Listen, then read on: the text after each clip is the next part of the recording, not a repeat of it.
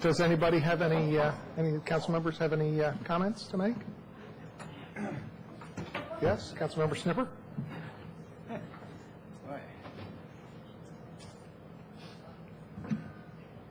just like to remind folks that the Purple Line Now Coalition is working vigorously to bring a Purple Line. I have some fun little brochures about it, for those of you who don't know about the Purple Line. But it is slowly moving ahead. Those of you who ride public transit will be appreciative of the opportunity to ride on it, I hope. And you can donate. There's going to be, of course you can donate, but there's going to be some open houses by the Maryland Transportation Administration. Be good to attend. It would also be good to write the governor and Chris Van Hollen and others in support of the Purple Line if you'd like to see it happen. Thank you. Any other comments? Councilmember Wright? This is my first cycle through the budget, so I've been trying to digest it. I do have a few comments so far at a very high level, and I would say that I'm generally pleased with the budget. I think there's a few areas where we need to figure out a way that we need to add something to or do more around. At the same time, I think we need to pay for that within the overall budget that the city manager has approved. I don't think we want to increase the budget beyond that. And those areas are, first, we're going to be talking about one of them tonight, I believe, which is, excuse me, looking at the police department. I just want to make sure that the police chief has everything that he feels he needs to make us as safe as possible as a community. So he may come up here and say, I have everything I need, but he may ask for a thing here or there, and I think we need to figure out a way to pay for that within the budget. The second area is around the environment. I don't know exactly what we should do yet. Some ideas that we might think about are increasing the percentage of wind electricity that we buy. And maybe we need to think about that a little bit like we think about employee benefits, that each department, just as part of their normal course of the budget process, if wind energy costs 5 or 10% more, then based on the electricity the department uses, they should pay that premium for all that electricity, and that will encourage individual departments to conserve electricity, as well as figure out a way for us to get to eventually, I think, 100% renewable energy for our electricity. I don't think we can do that necessarily in this year, but we need to have a path to do that. I realize that even if we spread it out to the different departments, we still have to pay for it, and that needs to be paid for within the budget. And then the last major thing is economic development. I've heard from my council colleagues in different areas of the city, in particular Doug and Ruben, that they think that's something important, and Terry also. Sorry, Terry. And so I think we each need to think about what our areas need. And I think in the long term, that'll actually help us with the budget picture because it'll contribute to property values and increased tax base. And the last thing is not a major initiative, but I think something just like in redoing this auditorium, we need to seriously hold ourselves accountable around as a city, which is the back of the community center. We're not building a gym anytime soon. The residents in Hodges Heights and Grant Avenue were very involved in the process of planning for a gym. They were very compromising and reasonable around how that would impact their community. And they spent a lot of time and energy contributing to designs that would be nice to look at and appealing. And they've kind of gotten a short shaft on this. And so I'm not sure how much it costs. It's one of the things I'm going to ask Barb for information about, just so we know how much it would cost. But we need to do something to straighten out the end of Grant Avenue and the back of the community center. So the front of the community center looks great, and if you come from the back, if you're walking down from the Folk Festival, I know Mayor Williams noticed this last year, it's pretty stark. And I don't think it'll cost that much money, and maybe we can have a plan to do it along with the redo of the park on Grant Avenue that the county's going to fund. I think they still have it in the CIP, but we need to address that issue in a way that's fair to those residents that compromised and contributed so much to thinking about the gym. So those are the main things I think we need to focus on or add into the budget. Obviously, we need to pay for that. And in order to figure out how to pay for that, I think myself and my council members need some additional detail around the financial aspects of the budget. We've gotten a lot more detail, and I tried to go through all of it I just got this most recent budget packet on the Recreation Department and Police Department just 2 days ago, and I think Barb has acknowledged this. She acknowledged it when she gave it to us, but just as a reminder, we need that information in a more timely manner to kind of digest it, particularly for someone new who's never really gone through the information before. So maybe the detailed data is in there around financials that I think I would need and to propose compromises and figure out a way to pay for those additional things I think we need to put more effort to in the city. I just don't know yet because I haven't been able to look through the detail, but I definitely want more detailed financial information. So those are my long-winded comments. Thank you. So that's the end of your comments for this evening? And how soon do we forget? I'm the one that's been talking about economic development the longest. I'd also like to point out that Councilmember Robinson will be here this evening, but he's a little bit delayed in getting here, and Councilmember Clay will not be here this evening. And now I'd like to go to public comments. If there's anybody who would like to make any public comments, please come forward and identify yourself, and if you can keep your comments to 3 minutes, we'd appreciate it. Hi. Tonight, I'm Kay Daniels Cohen, but I'm coming to you as the chairperson of the Recreation Committee, which is a different hat I haven't had on for very long. And I just wanted to, I know that the city clerk, Ms. Carpenter, has handed this out, but I wanted to present it out loud and verbally. The Recreation Committee at an official meeting on May the 7th passed the following motion and resolution. The Tacoma Park Recreation Committee recommends to the City Council that the Recreation Department establish and fund, and that's why it's pretty pertinent for this evening, and fund a winter basketball league for winter 2008-2009. We also resolve that the Recreation Committee recommends to the Recreation Department that they form partnerships with neighboring associations for the purpose of establishing a winter basketball league for 2008 and 2009. And this motion passed unanimously. So I think you have it before you, and I just wanted to make sure that we're all on the same page about this, because it's a pretty exciting something that we're taking on as a committee and as a department. They're all excited, I can tell. Thank you very much. And again, I really appreciate having the opportunity to be a part of these citizen comments. I don't think this happens everywhere in the whole world, and I really appreciate it from the council and from Tacoma Park. Thank you. Thank you. Anybody else who wishes to make any comments? Okay. Then the first item on our work session is an update on the Piney Branch Pool. And my colleagues just got the draft memo plan for reopening and operating the pool. Councilmember Siemens and I have been meeting with a couple of residents, including somebody who just spoke at public comment wearing another hat, and came up with some independent figures from those that the county came up with in earlier discussions about how to get the Piney Branch Pool open. And we've been trying to come up with any way to get that open. I would remind my colleagues that we had earlier discussions where we talked about possible contribution of some money toward the capital improvements to get the pool reopened.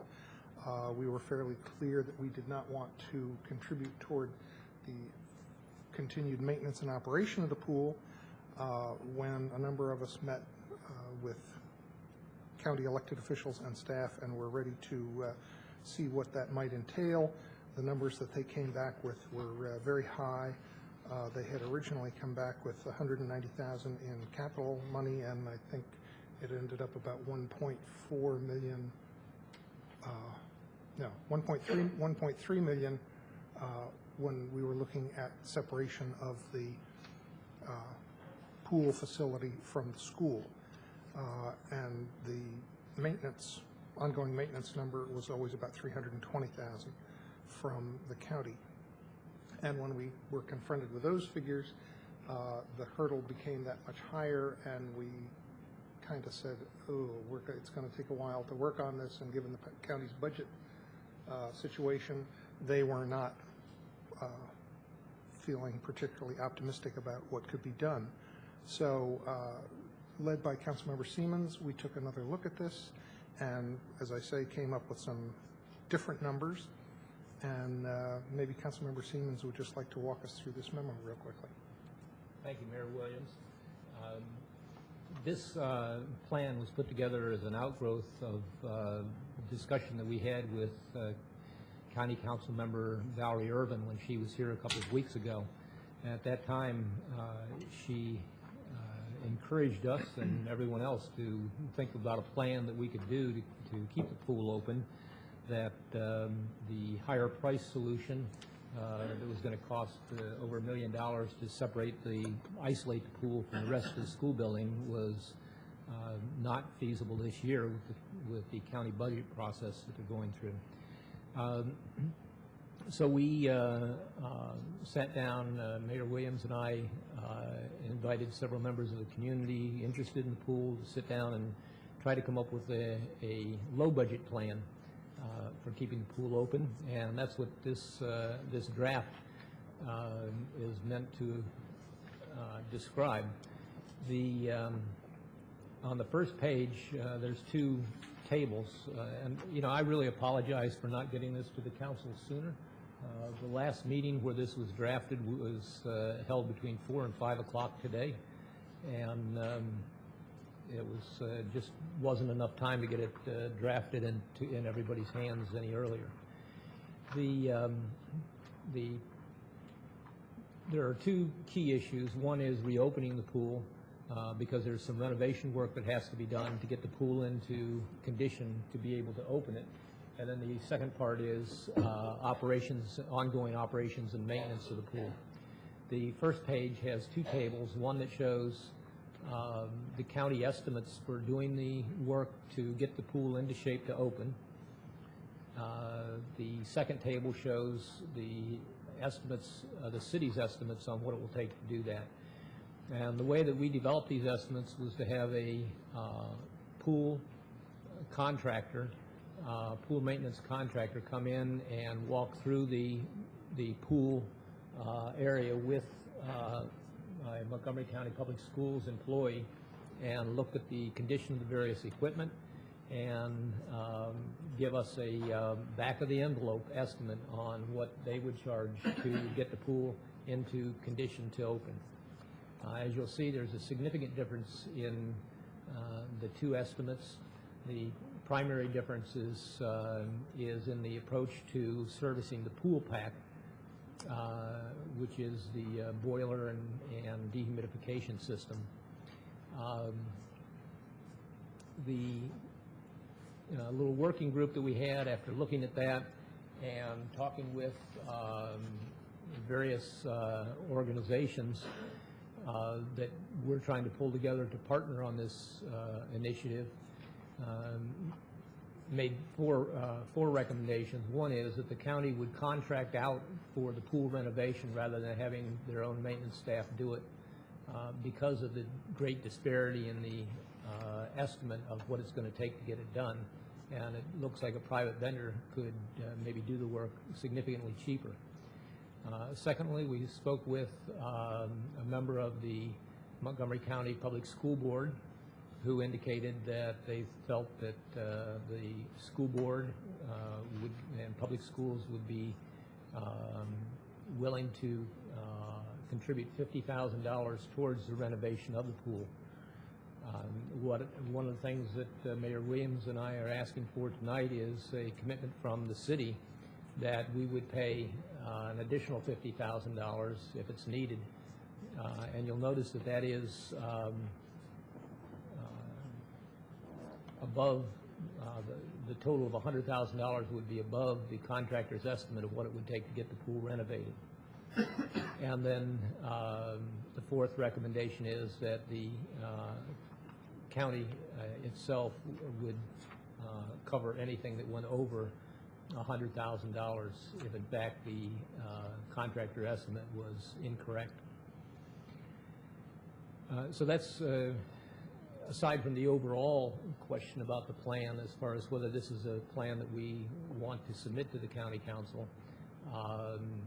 If we do, we need to agree that we would be willing to contribute $50,000 towards the renovation of the pool. The second half of this document is regards to pool operations and ongoing Can I maintenance. just provide a Yes. clarification on that point that you just made? As it's currently drafted, that I'm not sure I heard the words in there. If I missed them, I'm sorry.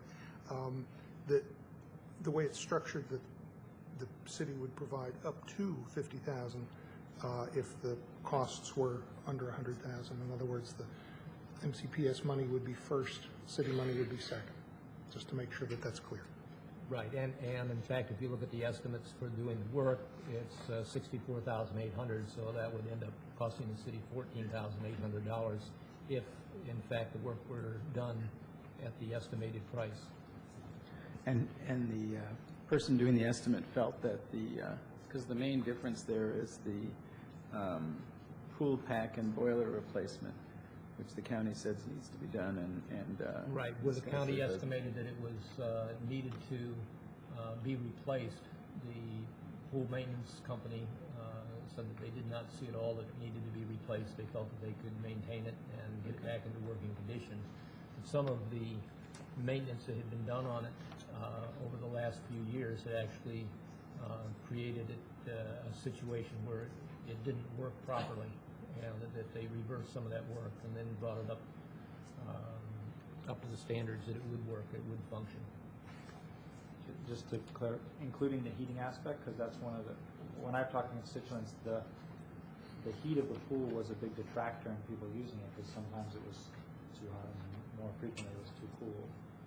So If we could, Kay Daniels Cohen was the one who actually walked the contractor through. If she could come to the table, it would be helpful. I think down front would be. Here? Yes. There are three heating systems in that heat area. One's the pool pack, one's something called a DuraFlame, DuraMax, and then there's a third one. All three of them appear to be functioning based on what the pool management company gentleman said. The pool pack is actually dehumidifier. It's an air handling system, and it also heats the water. So some of the problem is when Mr. Jones turns on the major heating system for the school, it overheats the pool sometimes. And I don't know, Councilmember Wright, if it's ever going to be perfect, because most indoor pools aren't. It's either too cold or too warm. I mean, it's... Yeah, it doesn't have to be perfect, but when we talked to the gentleman, when we walked the site, he actually explained what happened is they had deconnected the pool pack heating part of the water and actually connected it to the furnace of the school. Right. And that was what's heating it, and that's what's causing this wide to oscillation. go up and down. And the pool management gentleman will make sure that that pool pack is repaired. It was pretty, you could see where it had been, how do I say this? Jury rigged. Thank you. Jury rigged. It was, thank you. Because I was going to say something icky about it, but it had been pretty much battered about by whomever. And all three of the systems, he thinks the big boiler will work also. It just didn't have enough makeup air. For some reason, it was designed without enough makeup air. And he knows his business. He's been in the business for bazillions of years. So. that good? Just wait, there may be other questions if Okay. you don't mind. So then the second half of this document describes the operations and ongoing maintenance of the pool, which would include the staffing, including lifeguards and pool manager, and also supplies for the various chemicals and other products that need to be used to keep the pool in operating condition, and then other supplies such as safety equipment. And again, there's estimates on page 2 that the county provided, which was a total of $320,000 per year. The city estimates, and we actually revisited the operating hours, and let me back up. The county has been using a contract with the YMCA to operate the pool.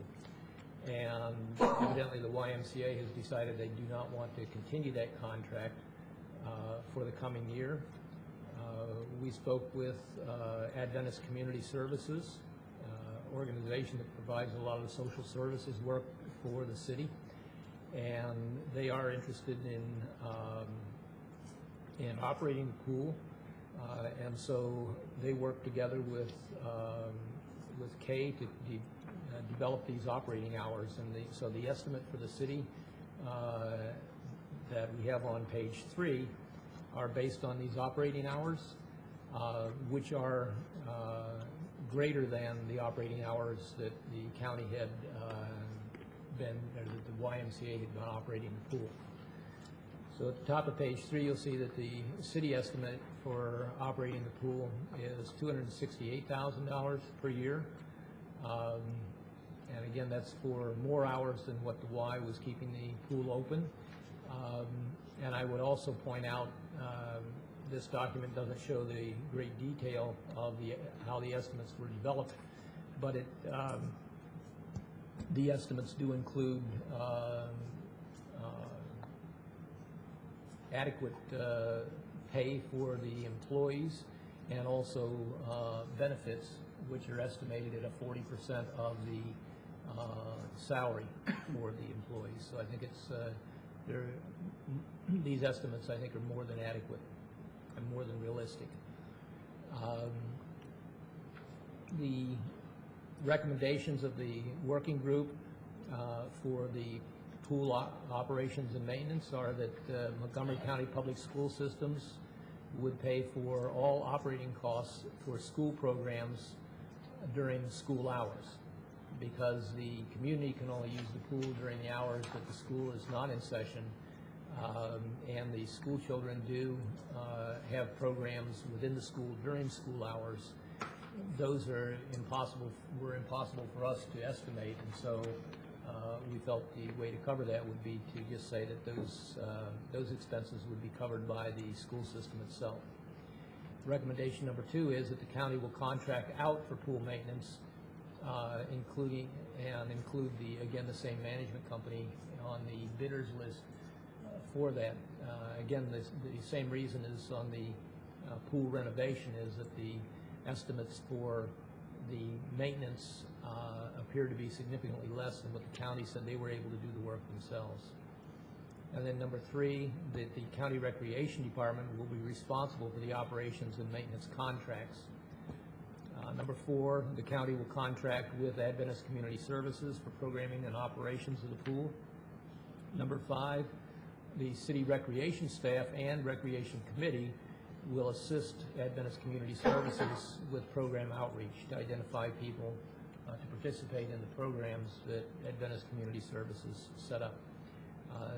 That obviously is one of the decision points that this council needs to consider tonight. And then number 6, that pool revenues will go toward maintaining and operating the pool rather than for other recreation programs within the county. And 7, that the ICB will not charge Adventist Community Services, that was a nod in there, I hope everybody heard that, a rental fee for the facility. And so those are the recommendations for operations and maintenance. The last two half pages, the remainder of page 3 and all of page 4, really speak to the policy position of the city, and certainly we would not want the group to be saying anything that the council didn't support. But primarily, this just focuses on the great importance of the pool to the community, and the feeling that the county should partner with us and in getting the pool reopened and in use. One thing that we had discussed and is not in this draft that we should consider is a statement in there that we're really looking for a 5-year commitment from the county. We don't envision this as being something that would be prudent for the county to do, nor in our interest to go through all this for a 1-year opening of the pool. We would want it to be a minimum 5-year and hopefully an ongoing expectation that we would have a pool open. And so I think what we're looking for tonight is some sense of concurrence from the council that those of us who go to meet with county council members tomorrow to present this draft recommendation to them and seek their input on how we could get the county to open the pool, to give us some sense that this is a reasonable proposal to take forward. Councilmember Snicker. I agree thoroughly. I think this is a terrific piece of work. I really applaud Terry and the rest of the folks who put this together. I know it was done very quickly to get this going so we can meet with the county. And I think this is a terrific starting place. I'm sure the county will have things they want to, adjust in it. But I think the policy as stated is very good. I appreciate the notes about how the county has been, in fact, operating this pool and should continue to do so.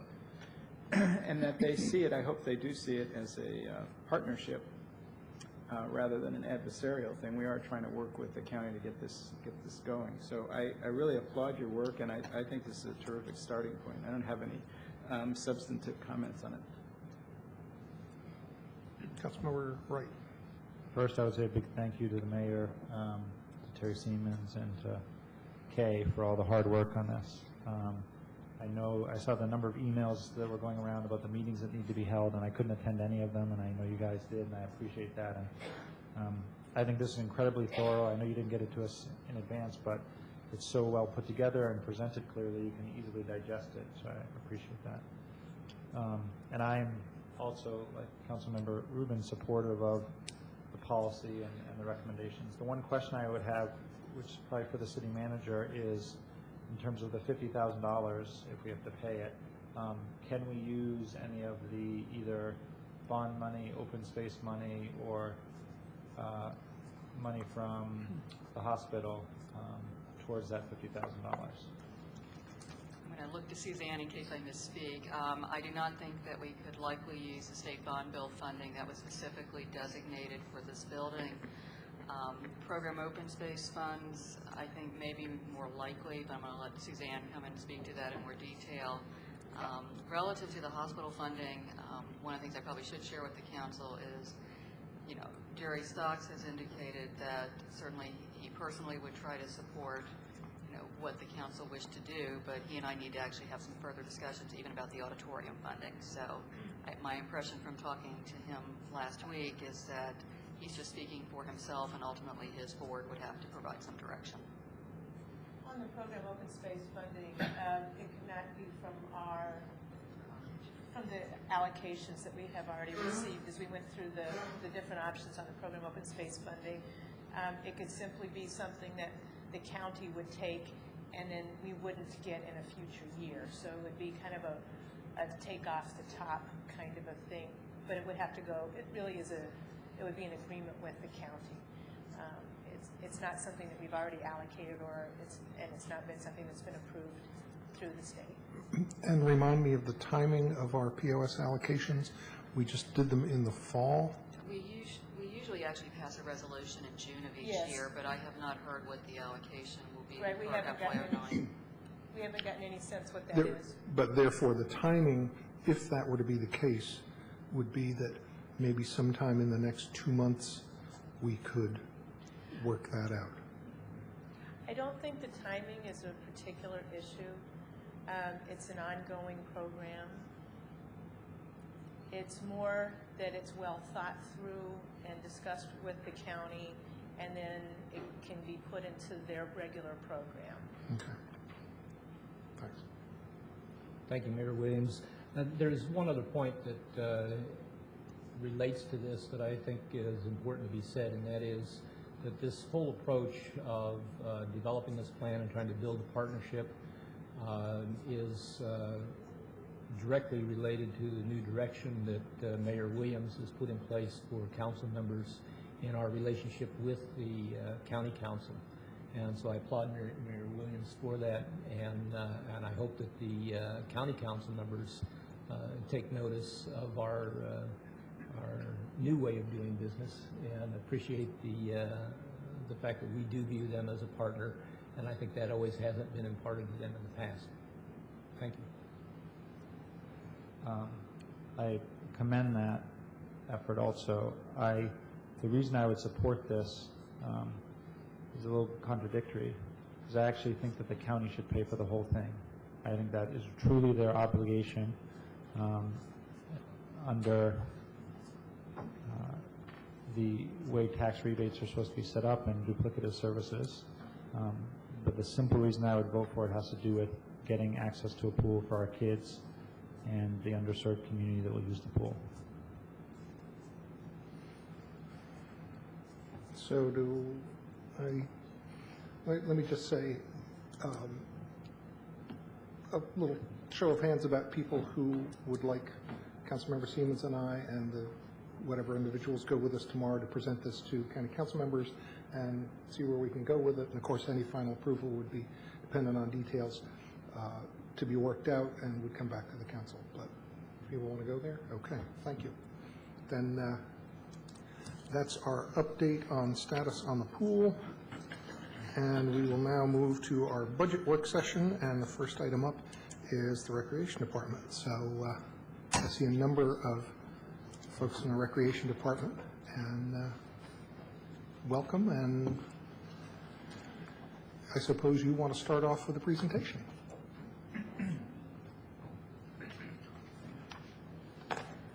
And it'll be so good that we won't have any questions.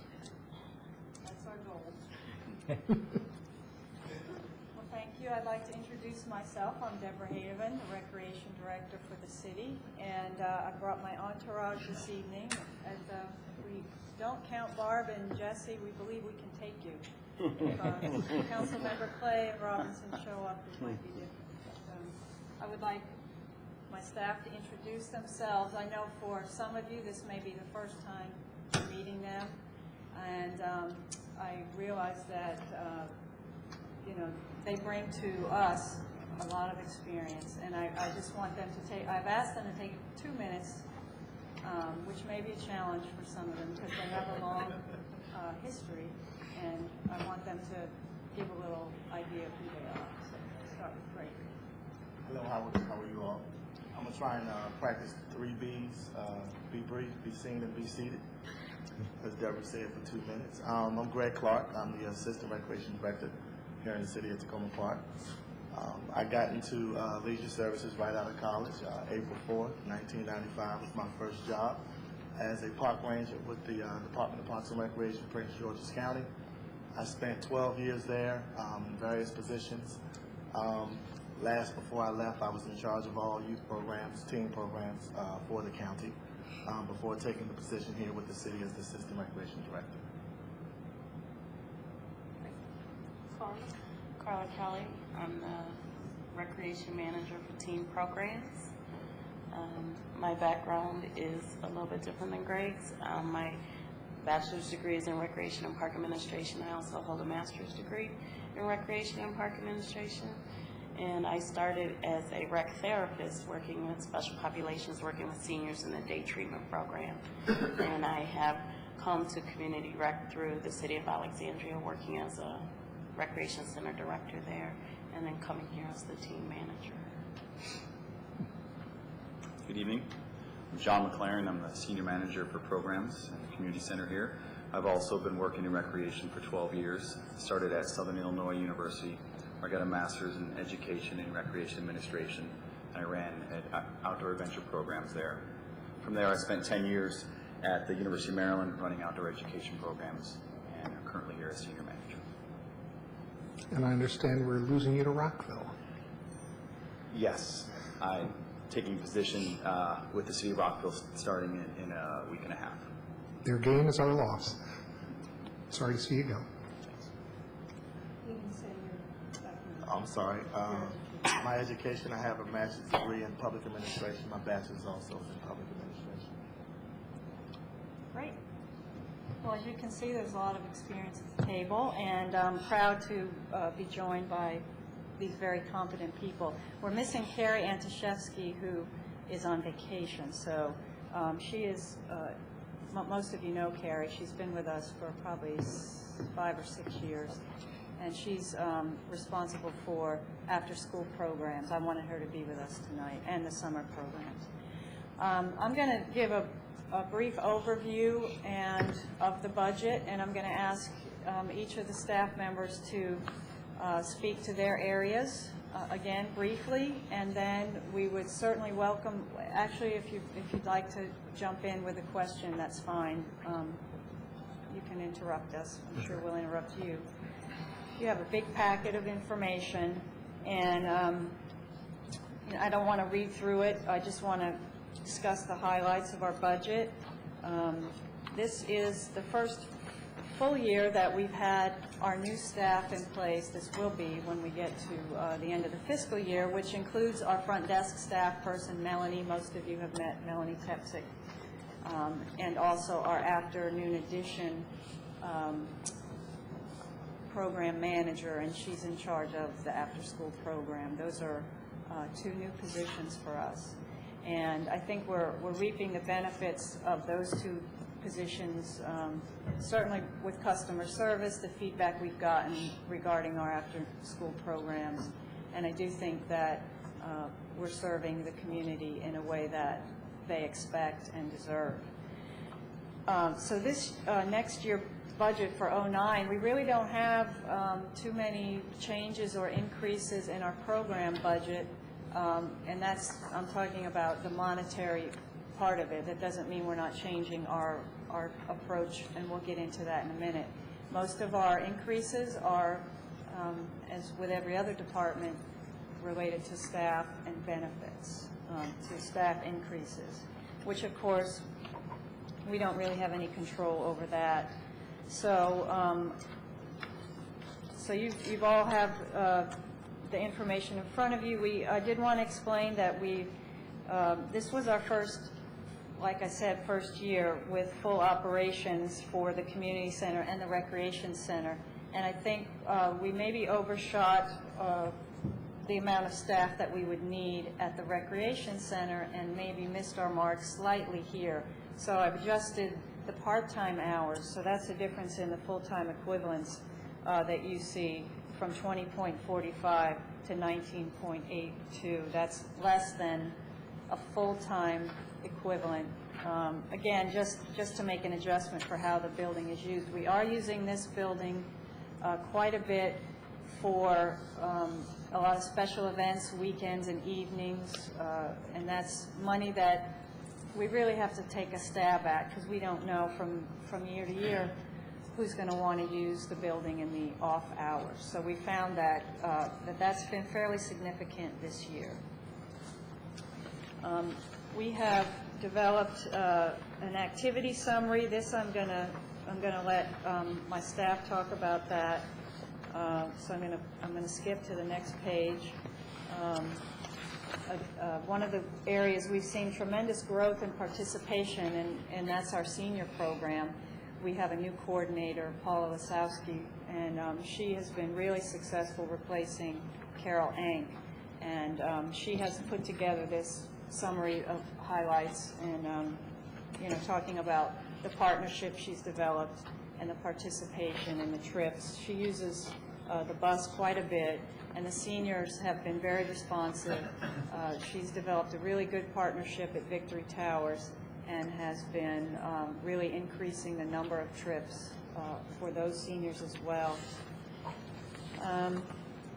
We went through and brainstormed, and everybody talked about the partnerships that we each have in our own divisions. So I have a list of recreation partners, our current list, and who we're hoping to develop partnerships for next year. And for our viewing audience, that would be Columbia Union College, the PTAs, the Montgomery County Public Schools, Montgomery College, Art on the Block, and the University of Maryland. That is by no means a limit to what we can do. These are just some ideas that we came up with. Can I just ask a quick question? Sure. When you were talking about the seniors programs, and you talked about the folks at Victory Tower, and we recently heard from them about the need to, their wish to change the bus route to get here, and I just wondered if you had any comments from your perspective on their participation and how that affects it. I think it would enhance our programs, actually, because and they've become quite the activist group on this, and we're very proud of them because, from what I understand, to get I don't think it's a mile to Victory Towers, but to take the public transportation, I'm told it takes about 40 minutes. And so the seniors are trying to get a more direct route, because we do have a lot of programs that are drop-in, and we don't provide transportation for everything we do. We do for some, but I think if they are successful in doing that, we'll probably have a lot more participation. Now, we know that's not the only place where seniors live, but certainly, you know, it's a pretty saturated area, and we really would like to serve. We hope that they're successful in anything that the council can do to help that effort. We'd really appreciate it. Okay, thanks. Can I just ask, maybe it's a question for the city manager or the mayor. I know Valerie is in favor of having Ride-On look at that as a possibility, Councilmember Larry Urban. And do we need to do anything as a city? Can we request that Ride-On look at that, or do we have to pass a resolution to ask them to look at it? I think certainly just council direction to pursue it. Since Suzanne handles most of our legislative stuff, it never hurts to have, I guess, a resolution or something formal that could be submitted. It has a little bit more weight than just Suzanne and I saying that the council would like to see this happen. Okay, so we'll do a resolution ASAP. Great, we appreciate that. I know the seniors will. My next sheet here is a three-year history of revenues and expenditures for the Recreation Department. As you can see, we're trending up in expenditures and revenues, so that's a good sign for us. If you have any questions about that chart, certainly feel free as we go along. This one? Skip this one. No, I'm sorry. The one I have, maybe I'm out of order. Oh, okay. I've been out of order before. So I don't mean to inundate you, but I know that you did want to have some details. The next few pages were shared with the Recreation Committee. Their request was to have, for 1 year, what our participation was. And we have a pretty clumsy software system at the moment, and so we went through and researched the various classes, and we organized them by category. So this may seem like a lot of information, but I did want the Rec Committee, and they did ask for this specific information. It's 2 sides of the page. Now, keep in mind that is last fiscal year for 07, because we don't have all our 08 numbers yet. So we'll be producing a similar document at the end of the year. The other thing that we gave the Recreation Committee is a calendar of a week in the life of the community center. People were asking, how is it used? This by no means represents every week. It was a week in January, I believe. And we have seen fluctuations in the way the building is used, and maybe John will talk about that. We've photocopied the pages from the citizen survey, which we gave to the rec committee. And this evening, you have a new document, which is hot off the press, just like Councilmember Siemens showed. This one was just, it might be a color page. Is it? Yes, it's additional information that was placed on the dais. It's the additional information orange sheet at each of your places. And the one thing I want to point out here, a couple things. We're seeing an increase in the amount of resident participation. We still have a fairly strong non-resident participation. We went from 64% residents last year to 72% this year. And that also has been trending up toward resident participation. As I mentioned, you can see the senior participation is up in all accounts. And, you know, there's various other bits of numbers, and if you're interested in anything here.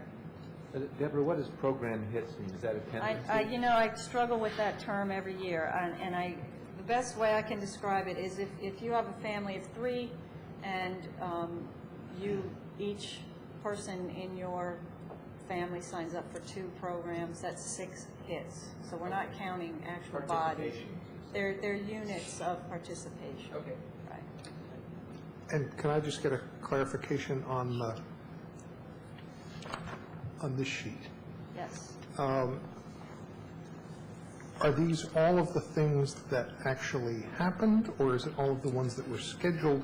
Is there a point at which, with a participation of 1, something was canceled? In some cases, we do cancel them, but not in all cases. And I know that when we sometimes a program that we start, if it's a teenager, a young child, you know, we might just go ahead with 2 or 3 people. Sometimes that's our decision, and sometimes it's the contractor. A contractor may say, well, I really want to get my foot in. I want to get my name known. I want the word of mouth to start. And if there's money to be lost or gained, it is often the contractor's decision. And they may say, you know, I'd love to do it, but with only 3 paying participants, I can't. So you can't necessarily say that if it's a low number, it didn't happen. So could you say that anything that's on here actually went?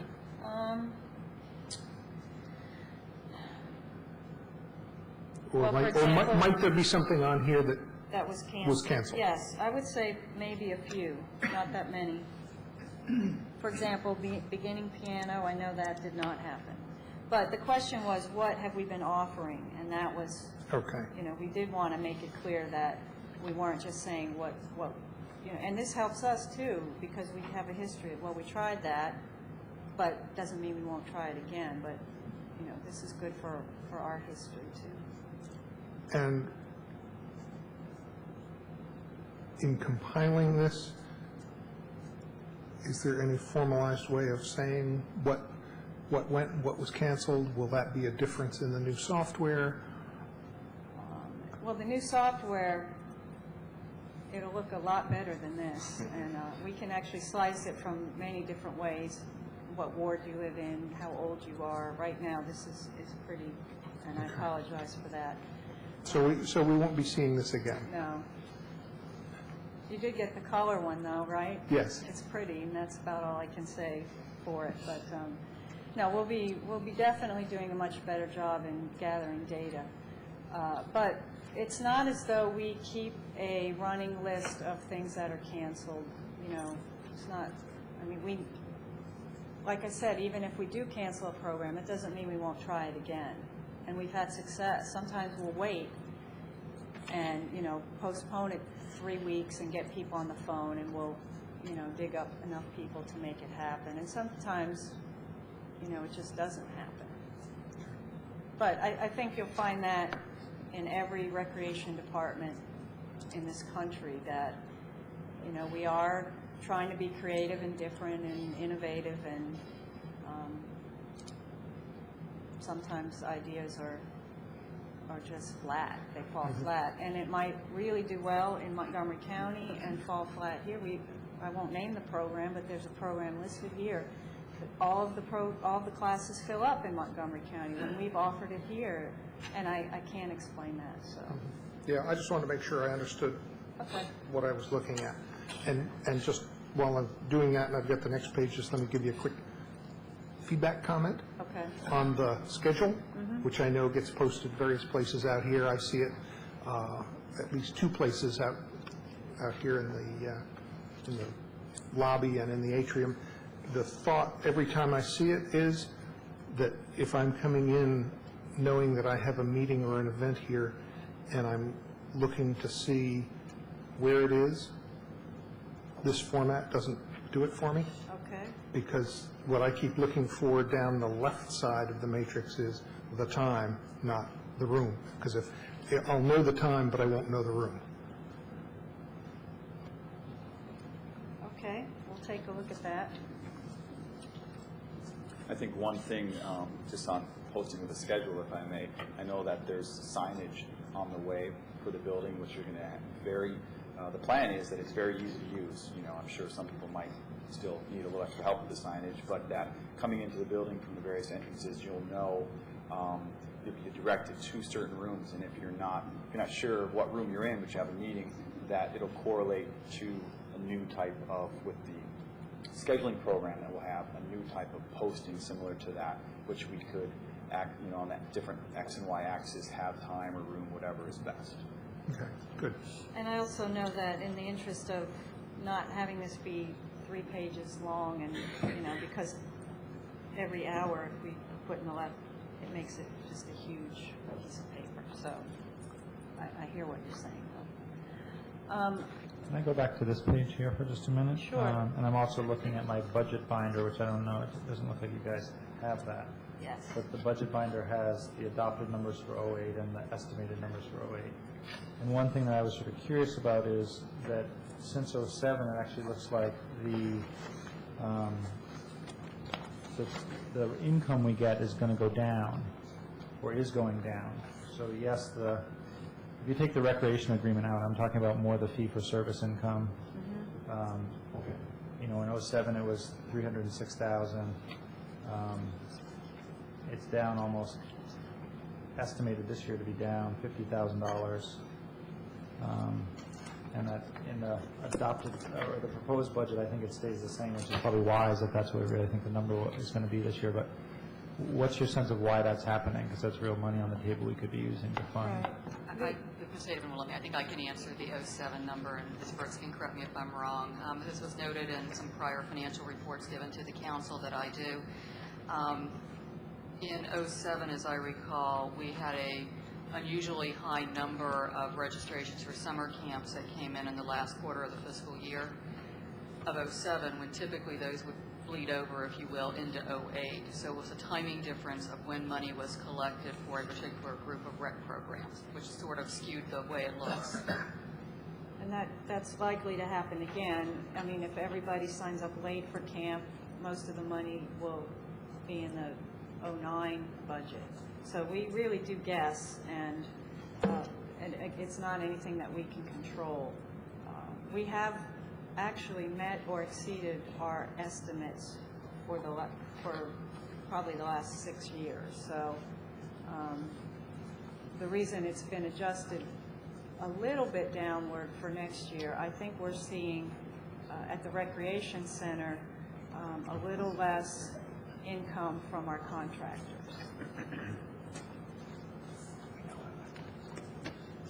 Maybe I was digesting the information as Bruce was asking his question, so maybe I'm repeating a question that was asked. But on this detail sheet, were you saying that some of these ones where we only have one person signed up, those classes might get canceled? Yes. Or? Okay. We don't cancel the ones that have 46 in them, Right. but the ones, right.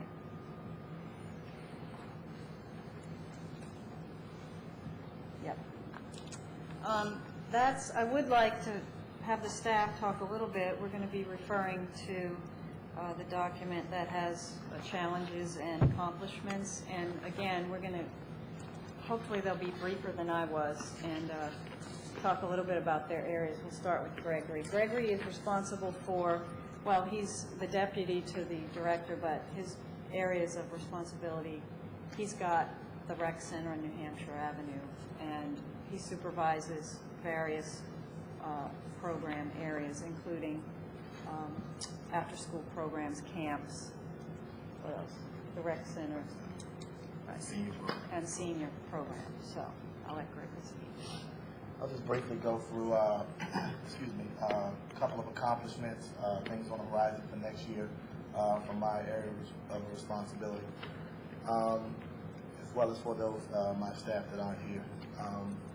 Start with myself. A couple of accomplishments this year, which we've already talked about. One was the successful bid process for new recreation software, which we are very excited to get, hopefully within the next couple of weeks, to actually begin training on that, get staff ready to use it for rollout in the fall, begin with our fall classes. Another accomplishment for, I have many, but this is one that I would like to highlight is the partnership that we developed with the Tacoma Park Middle School. We had a staff appreciation breakfast up there where we went up there, presented our programs and services to the staff of the school so they can know what we're doing to better develop the relationship up there. Because we market a lot up there to their students as well as the teachers for summer employment, joint programs, which Carla probably will talk about one of them later on in her presentation. Something that's on the horizon for 09 for myself, looking to build upon the partnerships that we have as a department as a whole. That's one of my focuses, as well as redesigning our recreation department's website to coexist with the new recreation software that we'll be getting. As far as the rec center, a couple of the accomplishments of the rec center is that they have increased their program offerings up there by 50%. That's eight classes from the previous year, 07, which is very good. And a couple of the classes are very well attended. Ladies boot camp classes especially, so if you get an opportunity, just go by there and check that out. Another accomplishment up there, we have just collaborated with the Maryland National Capital Park and Planning Commission on a maintenance plan up there for the facility. Won't be major maintenance, but we have a few items of major maintenance that's on there to include the parking lot repavement and some lighting issues that are out there to make the building a little more appeasable for the patrons that go and visit that facility. What's on the horizon for the rec center? It's a partnership, developed a partnership with the Prince George's County Gang Task Force as well as the Montgomery County Gang Task Force and Mr. Cardona. We're going to hold a midnight basketball program for the New Hampshire Avenue corridor, Prince George's and Montgomery counties, that right around in that Langley Park area, to try and keep the kids off the street during the summer months. So we actually have a meeting scheduled for tomorrow to actually get that kicked off the ground. After school program accomplishments, we just staff attended, well, they've taken 48 hours of CEU training, which will be beneficial for us in obtaining our child care license. CEU is? Continuing Education Units. They attended that at the Eleanor Roosevelt, Flowers High School. The Prince George's County Child Care License Department actually puts that on, and our staff went and actually got 6 CEU units each. Another highlight is that we have secured, or we're actually going to be introducing a new Healthy Lifestyles curriculum in our after-school program, which includes healthy eating as well as exercise, and we'll be rolling that out in September of 08 with the start of the new school year. They've actually started implementing some of the activities, but we haven't really officially rolled it out yet. One of the what's on the horizon for after-school programs, as I stated, we're going to pursue our child care license for next year. So we're going to begin to look into that process and try and secure the license so that we can become a licensed daycare facility right here within the city of Tacoma Park. Camps, we're happy to say that we've developed a CIT program for 9th and 10th graders that will roll out this summer. That will give those sort of in-betweener kids something to do if you're not ready, really not old enough to get a job yet. We're going to, provide them with an opportunity to begin to learn how to become a camp counselor and work and gain employment after they go through this program. Another thing for camps, we've also increased the percentage of evals that we receive back, increased that. We're receiving back 28%. Previously, we've only received 5% of them back. We've also were successful in most of those evals that were received with favorable ratings.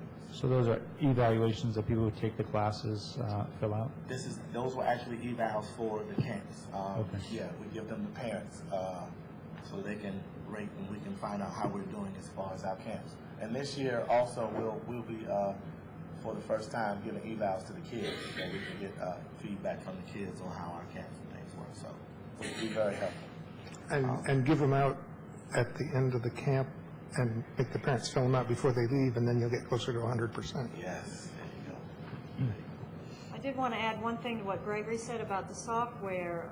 If I have a sticky on my door from a resident who said, please let us pay by credit card. And I look at it every morning, and when I come into work, and this is what we've been working on, we hear that more often than any other feedback. And this program will allow online payment as well as you can come in to the office and pay with a credit card. Now this will happen in conjunction with the city's efforts, which I know the finance director and our IT director are looking at how to accommodate credit card payments. But this is something that's really going to benefit the community. And if you could send an email to Councilmember Clay right now so that she knows that. Before we move on, I just wanted to add something about the Recreation Center on New Hampshire Avenue. It is somewhat of an unusual arrangement. I just want to make sure the council sort of understands how that works and also share with you some issues that are being discussed at the Revenue Sharing Task Force. The property is owned by Park and Planning. The city essentially operates the center as a contractor to Montgomery County Rec. We receive $125,000 a year for doing so. If you look at the actual financial data in your budget binder, the actual proposed budgeted expenditures are about $220,000. So it isn't paying for itself. That is an issue that I have talked to the county staff about during the Revenue Sharing Task Force meetings. Park and Planning has done a fairly comprehensive study of their facilities. They would echo the comments that you're hearing from your own staff about how antiquated the facility is, that it really doesn't lend itself to very effective programming. There's a number of discussions going on between the Park and Planning staff who, quite frankly, since they don't actually program buildings, would really like to unload this, quite frankly, on someone, whether that's the city or Montgomery County Rec. I can assure the council Montgomery County Rec in my meetings with them and with Park and Planning isn't jumping up and raising their hand to take it over either. I do think that probably within the next few years, this issue is going to sort of come to a head. What we have talked about with the Park and Planning staff and the Montgomery County Rec staff is certainly there'd have to be much more extensive discussions among the three parties to see exactly how this would work. Park and Planning, I think, in their zeal to actually give me the facility, has offered to do some of the roof improvements. It's not just that the facility's antiquated. We are actually looking or someone's looking at having to put some significant money into that building for roof systems and things of that nature. While that all gets worked out, and I think a critical piece of this is the sector plan that is currently going on along the New Hampshire Avenue corridor, which is obviously a joint effort of both Prince George's County and Montgomery County. And I think the long-term picture of what's going to actually happen in that area is going to take a while. The sector plan, as many of you heard this morning at the CDA semi-annual meeting, it's going to take another couple years to finish. What I have proposed to the county through the Revenue Sharing Task Force, and I have not yet gotten a response, is that essentially the payment from Montgomery County Rec, at least for the next few years, be bumped up considerably so that the city can continue to serve the community in that area without basically having to absorb that ourselves. But that as part of that discussion, that we put a timeline where the actual fate of that building will be resolved, and I can't remember exactly what it was, but somewhere in the 3 to 5 year time frame, mainly so that we can allow the sector plan process to come to completion and see what the vision for that part of the corridor actually is. Obviously, that's not going to be the case for 09, so as proposed, the city would continue to absorb about half the cost of operating this facility, but I did want to let the council know that is a request that I have made going forward. Just before you go on to the next piece, can I just get you to comment on 2 pieces that Greg just covered, or things that I think fit in that? One would be if you can tell us anything about the bus usage for the bus that we bought. Any accomplishments or challenges in that area? Well, we've had challenges, and the accomplishment is the resolution of the challenge, I guess, and that is we've had a difficult time finding CBL drivers for the bus, and so none of us are licensed, and so we have recently secured, we have I think 4 drivers now, so we have been using it more. The seniors have been using it pretty much all along. Carla will tell you she's using it for her trips more. We don't use it every day, and you know there is an expense to it, and the hourly rate is between $15 and $20 an hour for a driver with a 3-hour minimum. So sometimes we have to think, well, if we're only going to need it for an hour or so, and you know there's some finance to it that we want to make sure we're not squandering money. And you know, we're sort of used to using the van. If we know we're going to have a small group, we'll take the van. But if we know we're going to attract a larger group, we'll take the bus. I'd like to add to that as well. And several staffs, as well as Carla's, the after-school programs, as well as the camps. They have items within their work plan to make more, to use the bus more within their programs. Camps planning to use it this summer. Carla is planning to use it more. We also are planning to make shuttles between the Recreation Center and the Community Center for various programs and special events and things like that. So in addition to what Deborah said, we're going to do that as well. It sounds like things are improving. I know for a while here we were all thinking, gee, that thing just sits there. Right. And hoping that the investment that we made would pay dividends in terms of expanded opportunities. I will add, too, that various departments in the city have used it, not extensively, but it is available. I believe there is a, Barb, what's happening to Friday? We have used it, I know, on some of the developer tours for the New Hampshire Avenue corridor. I participated in those. Coming up, which actually will be something probably Sarah Daines will talk about, is we do have included some funding in the Housing and Community Development budget to possibly provide some transportation to the Crossroads Farmers Market, but that's obviously in a different budget since it's associated more with the revitalization efforts and support for economic development. And also with voting for the polls, we used it too. Okay. So, And one other area that I wondered if you can comment on is how you, in the community programs, you talk about various challenges, and one that I thought fit into there, and I just wondered if you've got any comments, is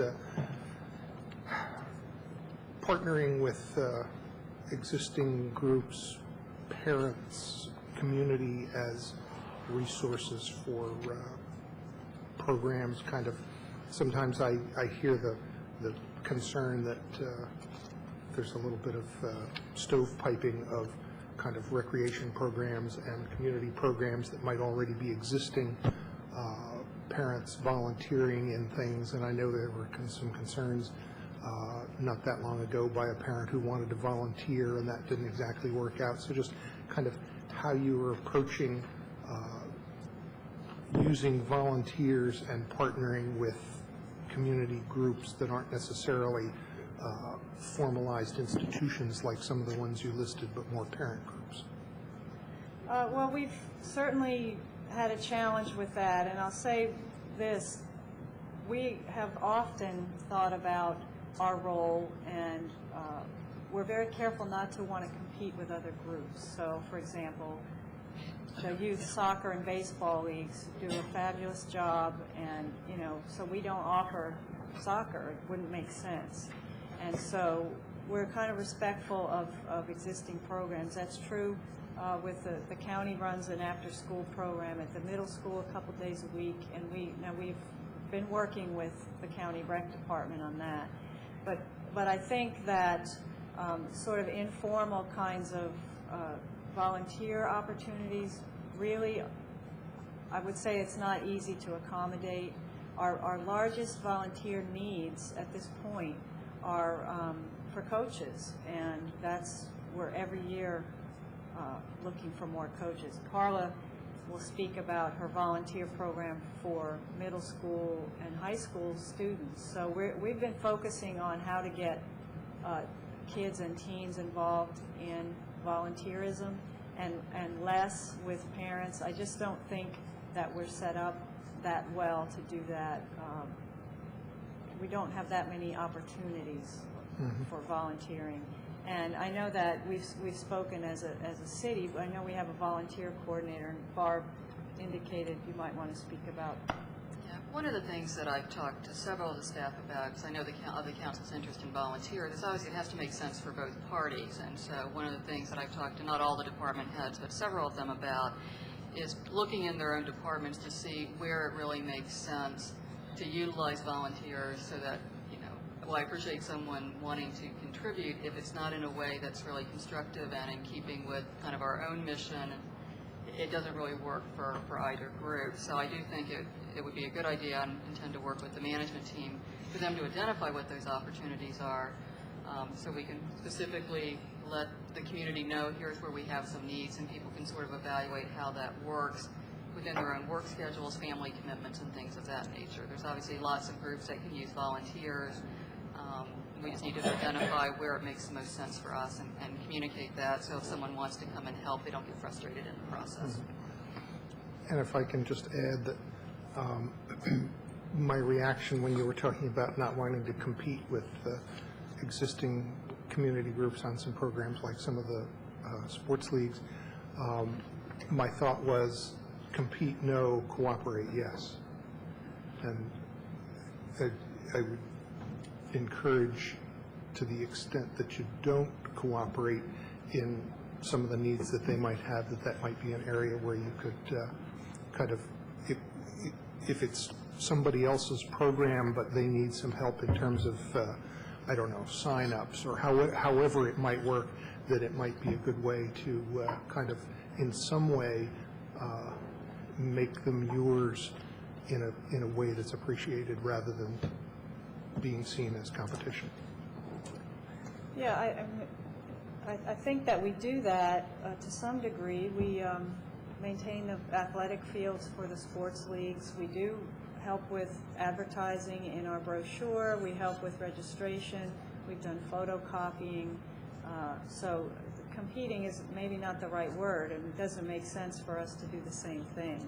But I think that, I mean, at least my staff spends a fair amount of time assisting the sports league, so I feel pretty good about that cooperation. I don't know.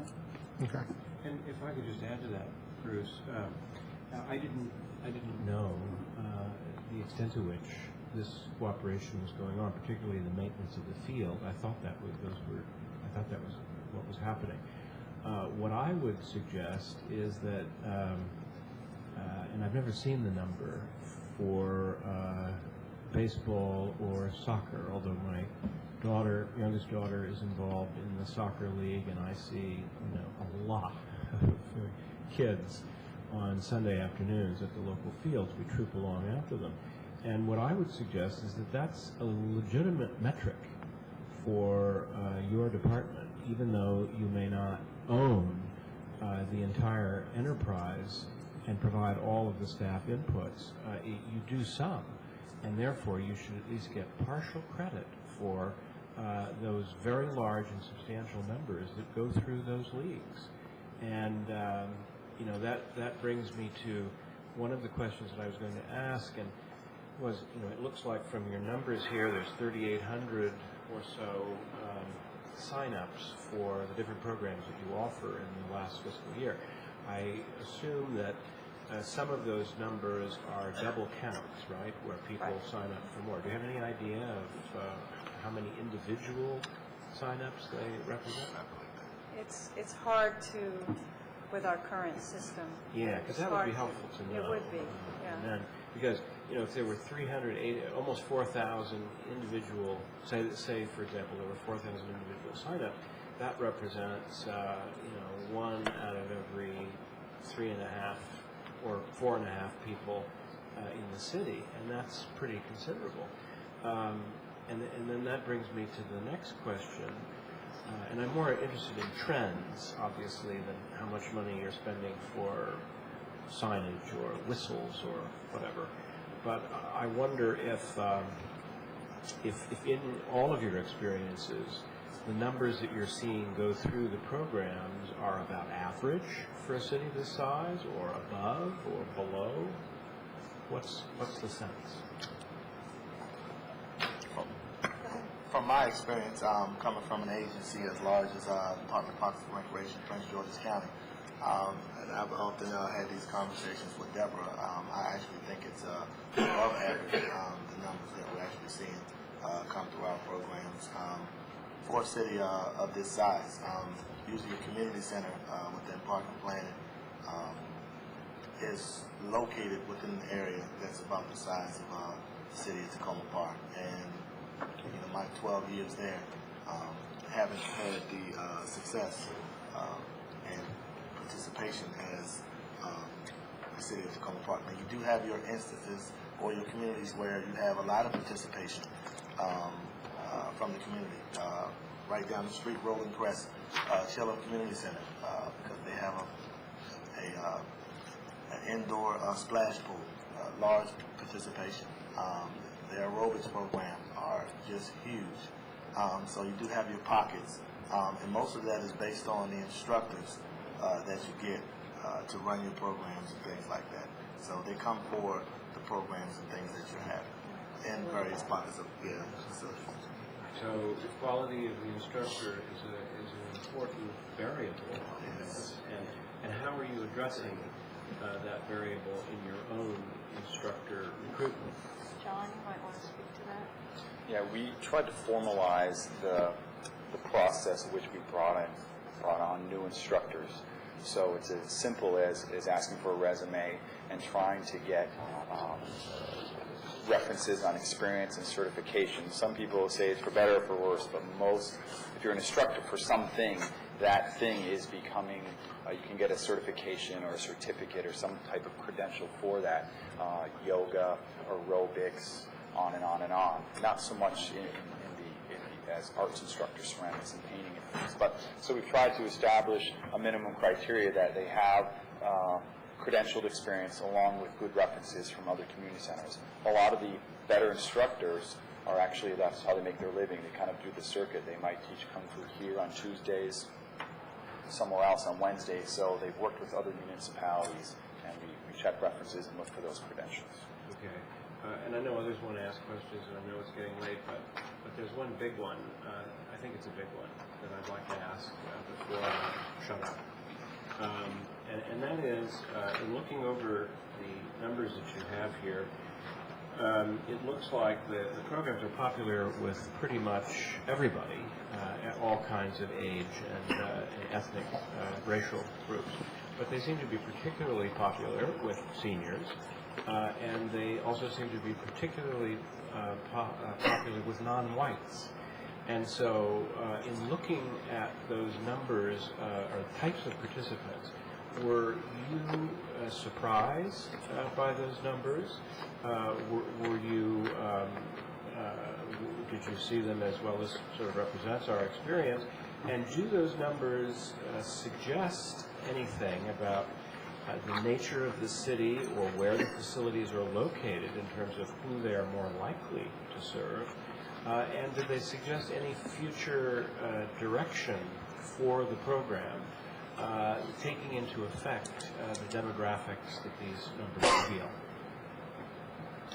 Wow, that's a big question.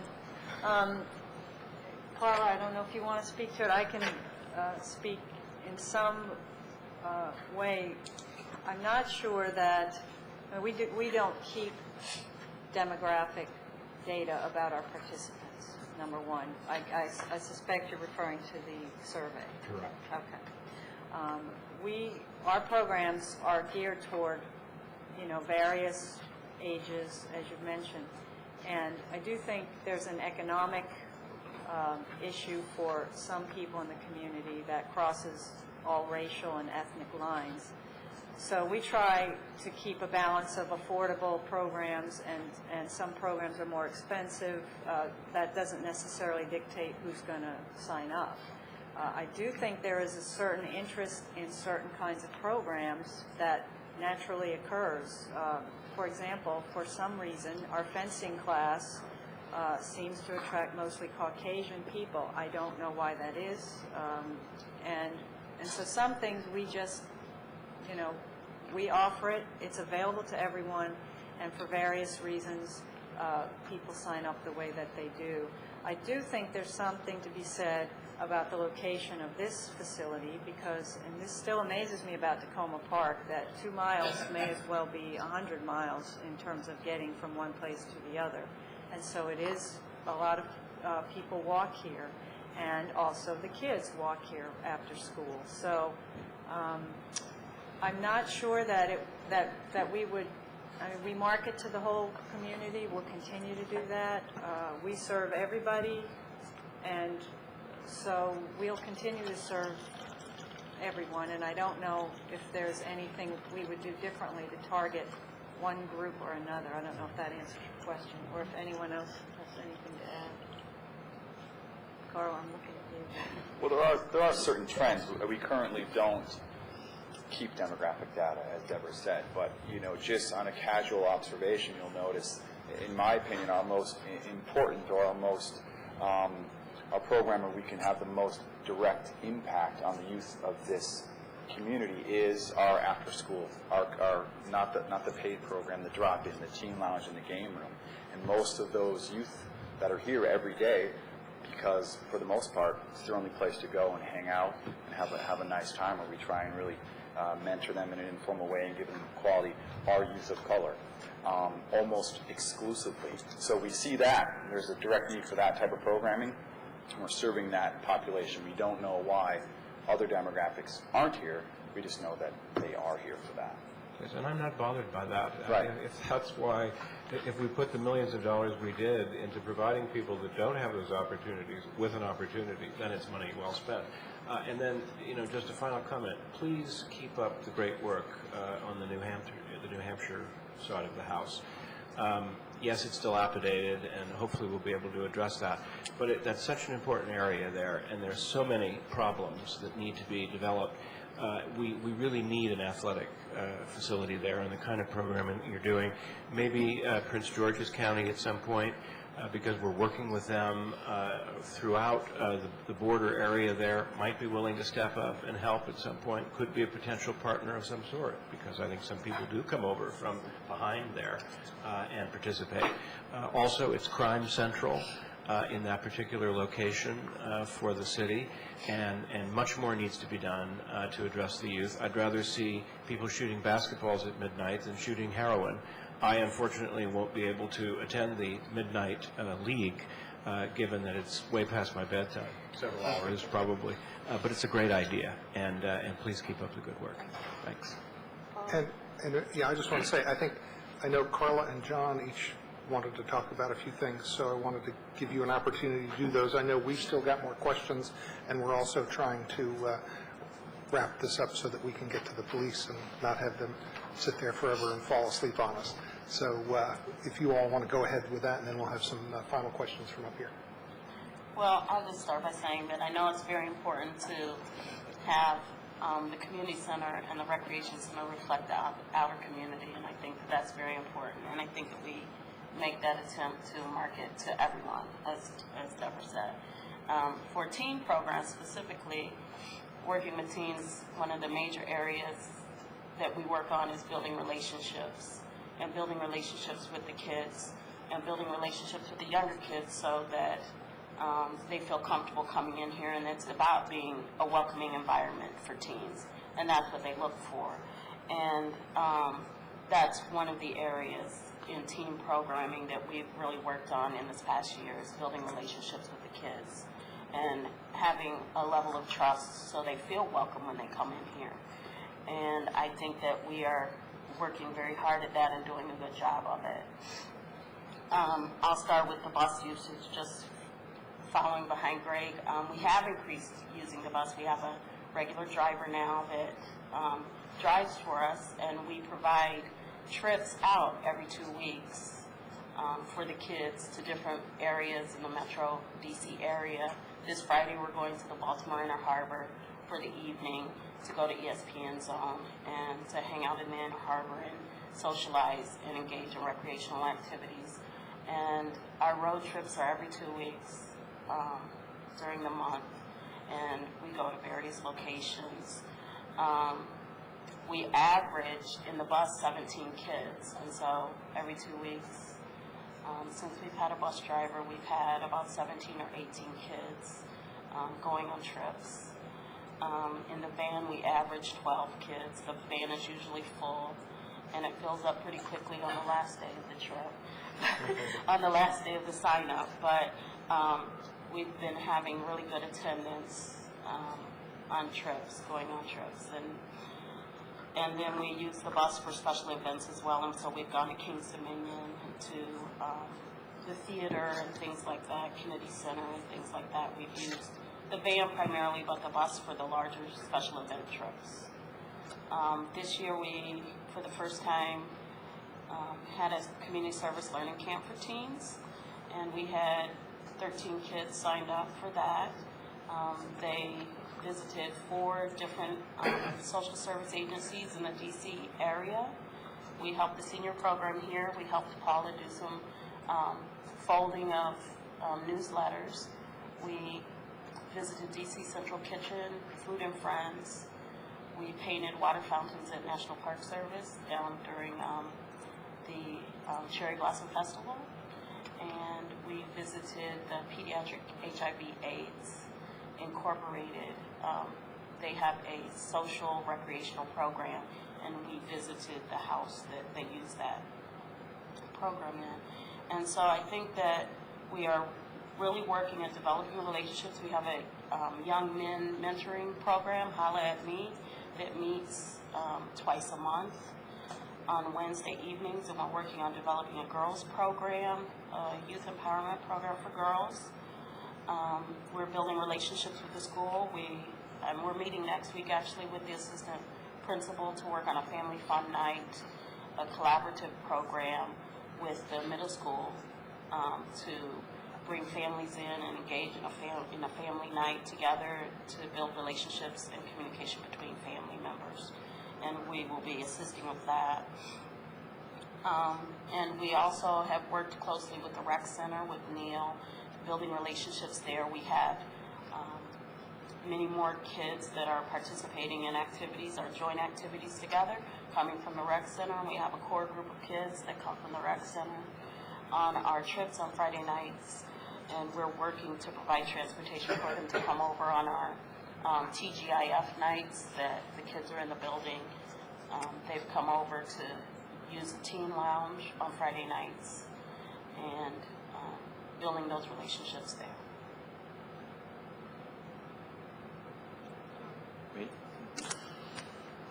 Try to be brief. Just a couple of notes about accomplishments.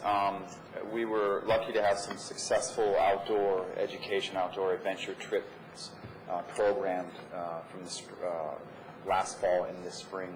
We ran a pair of rock climbing trips, a couple of family rock climbing trips, and a couple of hiking trips. And those had been the first offered in quite some time for the general public, for adults mostly, and obviously besides the family programs. And those were a great success. And hopefully those are going to continue with qualified instructors, as we talked about before, getting those off the ground. Something that I implemented last fall was a new building inspection program, which happens a couple times a day. It's pretty straightforward. The building is still relatively new, working some things out, and it's something that I brought from some facility work before, that the part-time staff are trained in sort of looking at the details, looking at even just a blank wall to see make sure it looks blank the next hour that they look at it, looking for, pen marks or graffiti or a broken toilet or lights that are out. And they do that about 3 times a day that happens, and there's a checklist to record everything. And we noticed the first couple of weeks, a lot of things, even if it's a light out, that could be a safety issue if it's in an office or a room or something like that. And Melanie Tepsick has done a fantastic job. She's sort of the front line of that. So she does that, works with the staff, trains in the new part-time staff. And they basically go in every nook and cranny in this level of the building, not the library, a couple of times a day to do those. And if something needs to be reported to Public Works, it's reported right away. And things such as, water fountain there was an accident where that stopped working, and that was fixed the next day in the morning because they noticed it, they reported it, wrote it down. So try and record, in risk management, just keeping records of things that they notice and getting them repaired. So that's really improved, and I think that's beneficial to the long-term upkeep of the facility. And numbers. I was very impressed when I came on last summer. I came from a facility where we had 5,000, I'm not making this up, 5,000 people every day at the Recreation Center at University. Granted, it's a small city where everybody walks there, but it's still a lot of people that come in the facility every day. And I was kind of thinking, well, geez, I might be kind of bored. This is a small center, but man, is it busy. There was a lot of stuff that goes on here. We had a total, do they have this statistic sheet? On the statistic sheet, you can see in the bottom there, facility use FY08, a total of 532 rentals, 125 are at the Hefner Center, 407 are rentals. Some of those were free rentals from the approved list, but others were monetary rentals as well. Okay. The Recreation Center had 83 rentals for revenue of $18,660.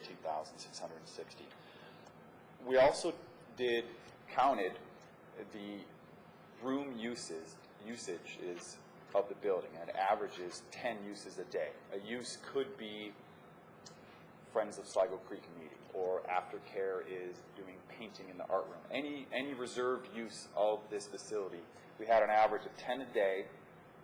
Multiplied that out, was 2,450 room uses per year, which is pretty impressive. As you can take a look, each week you come in for the calendar, you can count how many uses we have. So there's always something going on. And each of those requires a room setup, unlocking, programming. So there's a lot of staff time dedicated to having a good experience for all of those uses, whether it be the art room or aftercare. So there's a lot of work involved in there, and the staff does a great job with that, organizing all of that. Those were my 3 points. Councilmember Silver. Thank you. This was really very helpful, and I think the rec programs are really terrific. I hear from my constituents a couple of questions. Some of them you've partially answered. I want you to speak to them a little more. One concerns bus use. Of course, those of us in the far-out wards, 5 and 6, it's harder for kids to walk to the community center, certainly to the place on New Hampshire. So for them, it's harder to get involved in these programs. You're just not going to ask an 8-year-old kid in July to walk to the community center and back.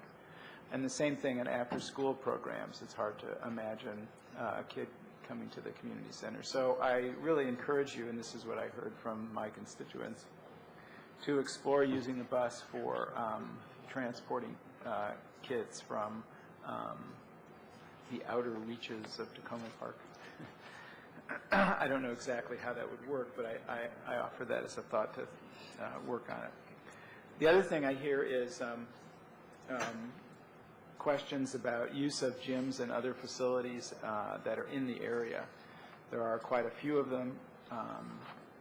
Yes, we don't have a gym here in the community center, and I wish we did.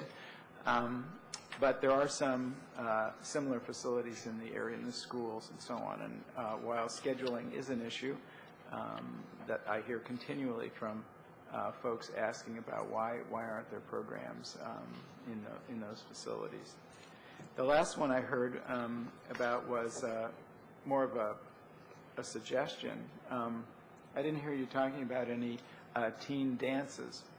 Do you have programs for teens, Friday night dance, something or other? We have our TGIF program, and we utilize the gym at Piney Branch here. But we are in the works. We had a end of the school summer sizzler last year, and we plan on having one this year at the rec center. Yeah, I was thinking of something more regular. That's what I've heard. Only because it requires a lot of staff to put on a dance to make sure that it's secure. And we have to work out many of our program offerings. We have a lot of non-residents that want to attend. And for a dance, we would attract a lot of non-residents. Right. And it becomes a security issue. Mm-hmm. Great, thank you. Councilmember Wright. We talked about the drivers of the bus. Has there been any thought to paying staff to get licensed to drive the bus? We've thought about it, we've talked about it, and I think what we've concluded is that anybody who got a license would then not be doing the job they were hired for, and they would be the go-to person in case we needed a bus driver. And it just didn't, I don't think that we want to, frankly, pay benefits and full-time wages for a staff member to drive a bus. It doesn't make sense to us. But it made sense when we had the van because any one of us could drive it. So then the driver is the chaperone. Yeah, no, I think if you just hired, if you did one person, I don't think you're right. It's a question of like whether there's people staff who use the bus with the kids frequently enough where it would make sense to have a handful of staff trained to drive the bus.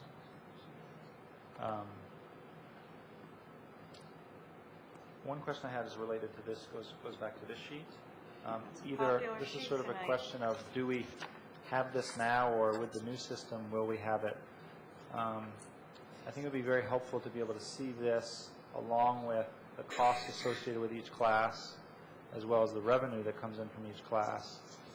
And then you could actually look at cost per participant, and you probably actually would want to look at cost per participant hour. And then you'd really have a sense of what was the bang for the buck on the programs that you were running. So is that something that's going to absolutely in the new system? It would be very easy to do. Great. Some of these programs are self-supporting. It depends on how far out you want to say, if you count my salary in here, probably not, but some formula. But most of the fee-for-service classes, basically, we don't, very few of them would we run at a loss. But some of them we actually make money on, and I understand what you're asking, and we can identify by program what the balance is. Right. Two more questions, or one question, one suggestion. Do you have ideas for how to make the transition between, in particular, the middle school and the end of school and the kids coming to the community center?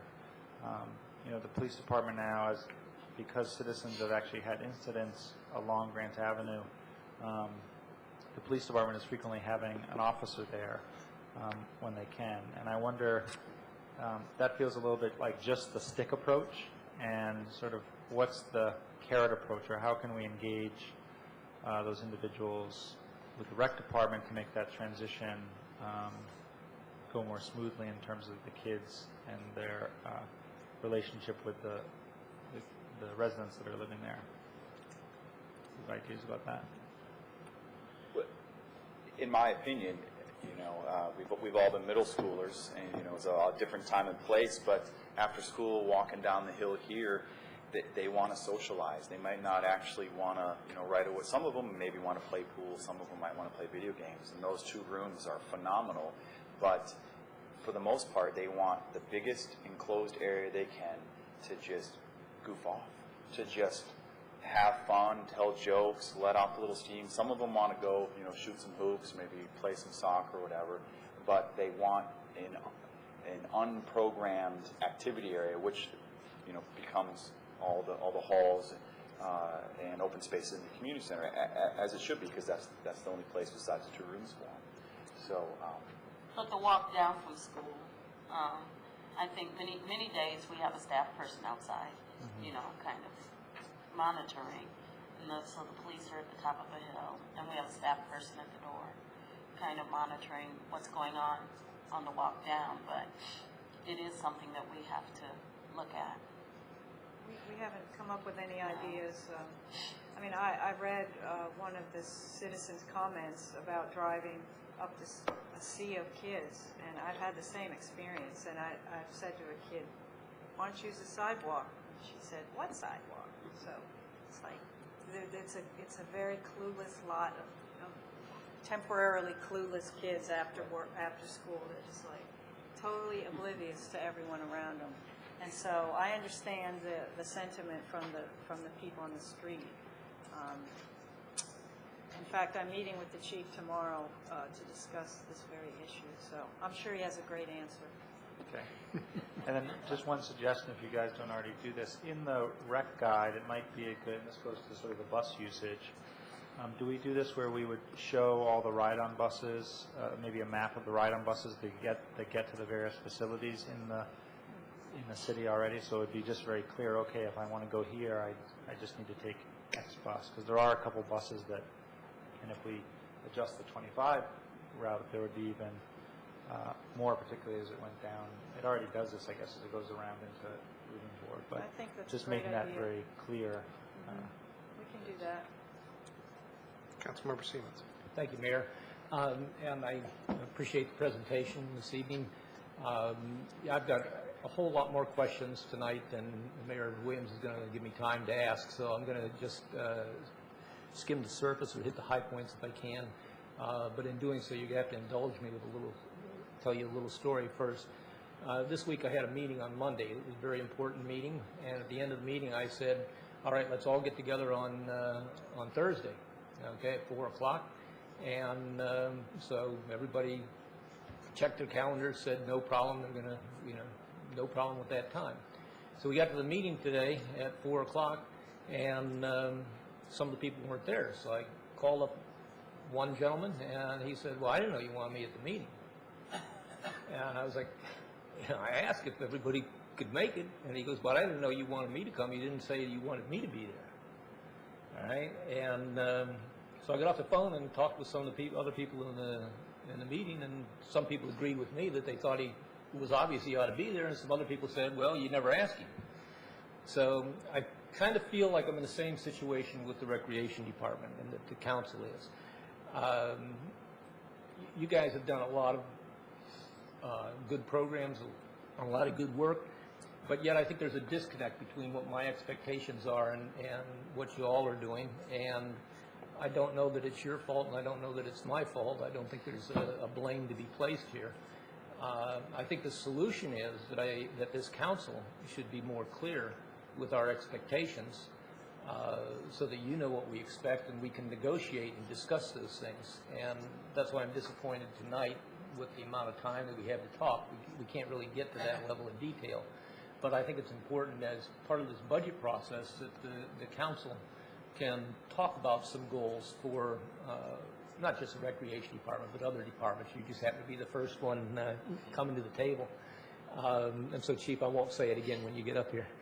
I think that, we have expectations, and we should say those clearly and document those clearly so that we have something to measure the performance, and you have a fair understanding of what it is that we expect. I give you an example with the bus. When we talked about getting a van or a bus, the city council talked about different things that we thought the bus would be used for. You know, we had spent a lot of money building this community center, and we wanted to increase the usage of the community center, and we saw the bus, at least some of us, I'll speak for myself, I saw, you know, the bus as being a great opportunity for increasing the usage of the community center.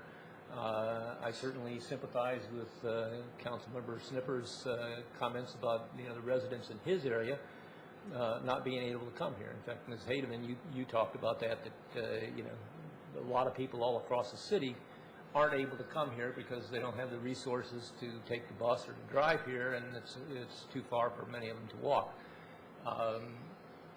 But that's not what the bus is getting used for. It's getting used to take people to Kings Dominion or to camps or to field trips somewhere or the other, and not being used to increase the participation of programs here at the community center.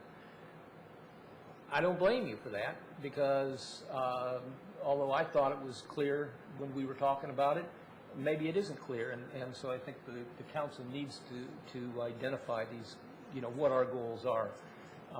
I think with the vision that the community had when we built the community center, we wanted to see the thing heavily utilized. And I appreciate, John, your comments on, you know, how many programs we do have in here. But I also know that I'm in here an awful lot of times that there's none of the rooms in use. I'm in here on Saturday nights after 5:30, and the place is closed. Not what I had in mind when we allocated money for a community center. And, you know, we talked about bringing young people in off the streets and having programs and activities for them to do and a place to go instead of hanging out on the street corners. Again, I think that there's a disconnect between what I'm saying now and what you're doing, and I don't, I'm not going to walk around talking behind your back about it, okay? We lay it out on the table. I think that the council needs to set goals. And just like in the meeting that I had today, other council members, other people at this table may not agree with me. They may not, you know, think that my view of how things should be used, there's a right way. But I think we all ought to sit down and agree to how, what we expect and what our goals are, what we're trying to accomplish. And then you get a fair shake from me, and I have better feelings towards you. Like I say, there are a whole lot of information you gave us today, and I go back to the same statement I've made year after year. It's just too much information in too little amount of time for me to make informed decisions, and I don't blame you for that. I think it's the schedule that we have set out for the budget process. I think many of these conversations we need to have during the year, so they're not so heavily concentrated within a couple of weeks that we do the budget. Again, that's talking down the table, not to you, and so I don't take that personally at all. I noticed in your one chart that the second highest participation was, looks like it's with the Yes League. That one really frustrated me when that was canceled for the last quarter. I'm glad to see it's restarting now. That's one program that the young men and women in this neighborhood really participate in, they really like, and it keeps them off the street. It requires, obviously requires some management of the program, and it requires some extra effort, maybe even with the police department as the activity breaks up. But I think it was a valuable program, and I'm glad to see it's back, coming back in place. And with that, I'd just like to make a comment about Sure. that. We had successfully run the Yes League in the summer for many years before any of us were here. When a few years ago, one of our staff members decided to add a winter league, so we actually had it twice a year. So we had the summer and the winter league. The first year, mild participation, and then it really dropped to the point where I think, I ran those numbers, I think it was only about 30 or 40 kids signed up for the last winter, which is why I made the decision to cancel it for this. We still have the summer league, and I think the staff talked about it, and we thought, well, maybe it's just sort of, sometimes saturated their interest, or maybe, they were doing something else, I don't know what. But we've had much more success 40 in kids the off summer. the streets are helpful. Well, it is, but you need a certain number of kids to run a basketball league, and we had that spanned many ages. So you can't have 11th graders playing a 3rd grader or whatever. It's too young. But so this was it became not feasible organizationally for us to run the program. So if we got some indication that we'd get that much participation again, we could pursue it.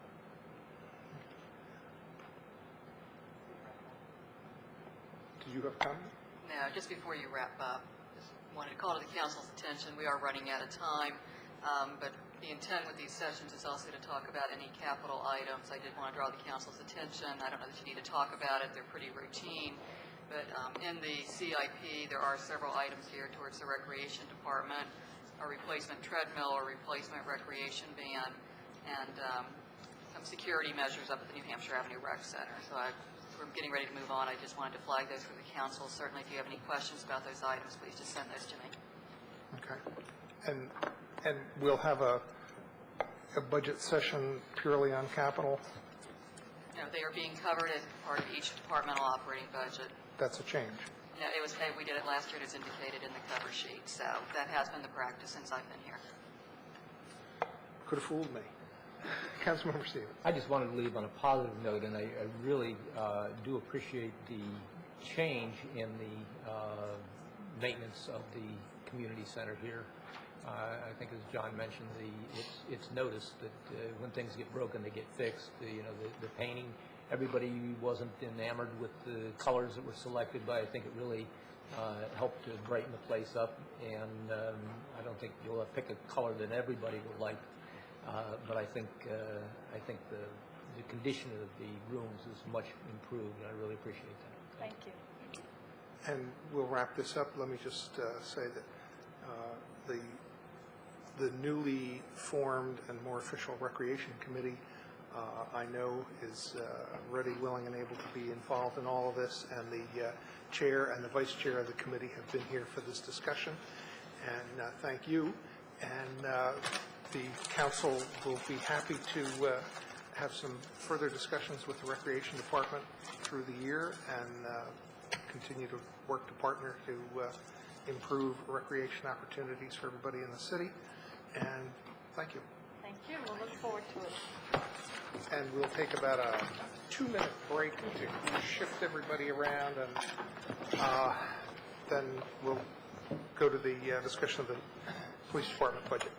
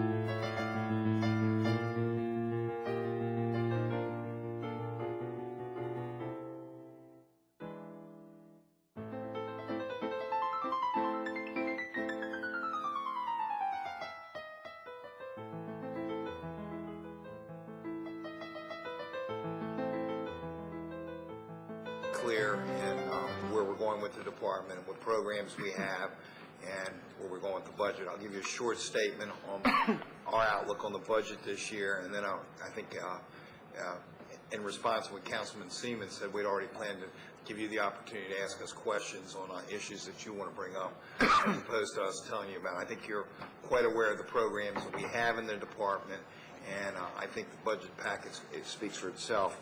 With me tonight, going from left to right, is my executive assistant and our public information officer, Kathy Plevy. Captain Corsi, I think you all know, our captain in charge of operations for the department.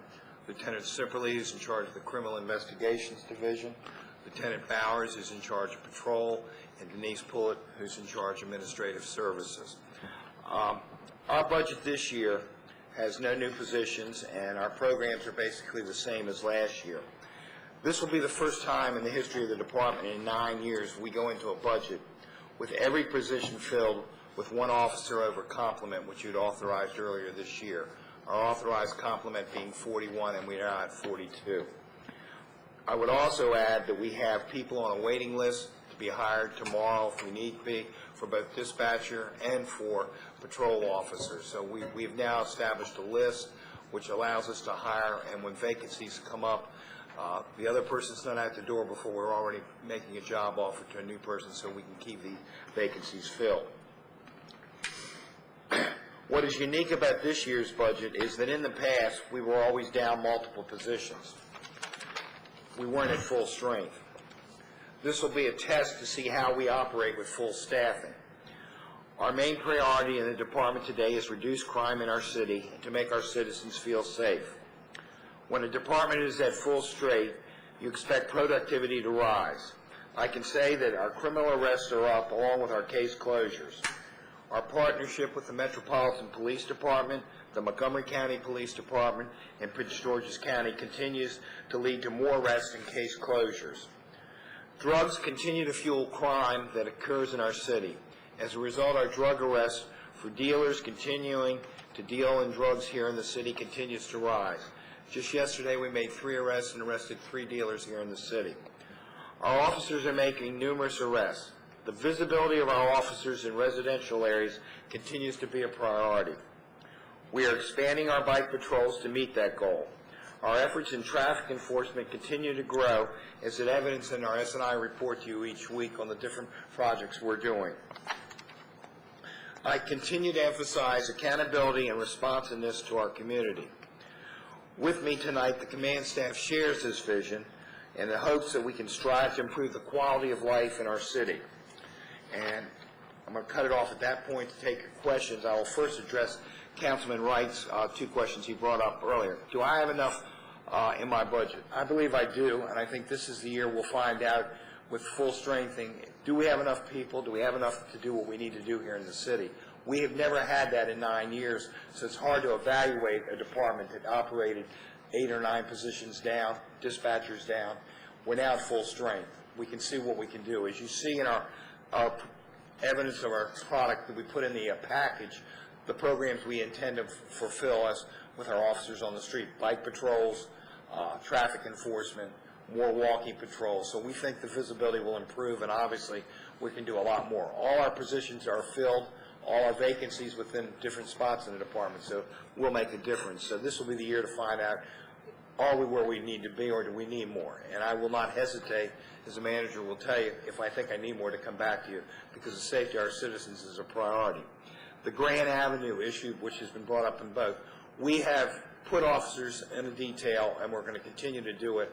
I think part of the problem was the lack of discipline, which we're now obtaining. They've learned the sidewalk is what you use when you come down the street, and I think we've worked very closely with several of the neighbors I know that you're talking to, and we will continue to do this detail. We think we need to have some learned behaviors, and I think we're addressing them with the officers on the detail. And I'll open it up for questions. Member Snipper. Yes, thank you very much, and especially for a brief presentation. One thing I continue to hear about, the chief and I actually talked about this last year, is concerns about training for the police dealing with youth. continue to hear comments about, from constituents about how the interactions between police and youth go. There's a certain perception issue that I've noticed myself personally. That is, when I walk around the neighborhood, I periodically see a police car go by, or even a policeman on a bike. And then I talk to a constituent who says, man, I never see the police in the neighborhood. I'm kind of scratching my head. You know, I've only been out for an hour or two, and I've seen them go by twice. So there is a certain perception problem, but I think it's worth thinking about how to deal with it. And I suspect that the youth training issue may be related to that as well. I do applaud your efforts in getting out in the community. I think this is an absolutely fantastic thing, particularly in Tacoma Park, for you to be going to any kind of community meeting where you can get to hear directly and have people directly talk to you, because I think it counteracts those perception things that I think color what people think about in the police department.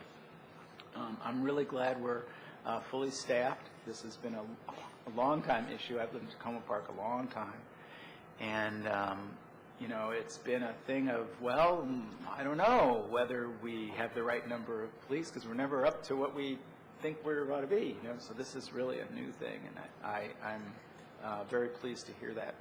I actually think things are going well.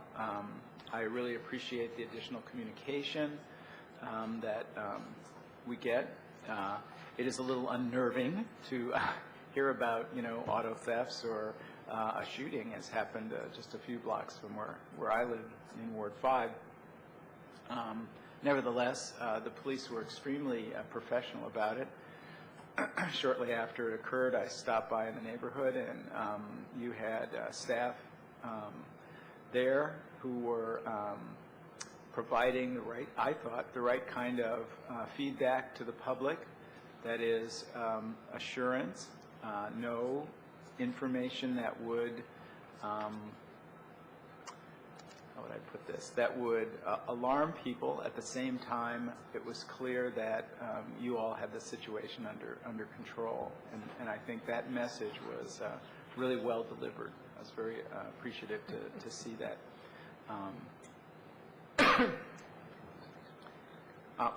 That's it. I should stop there.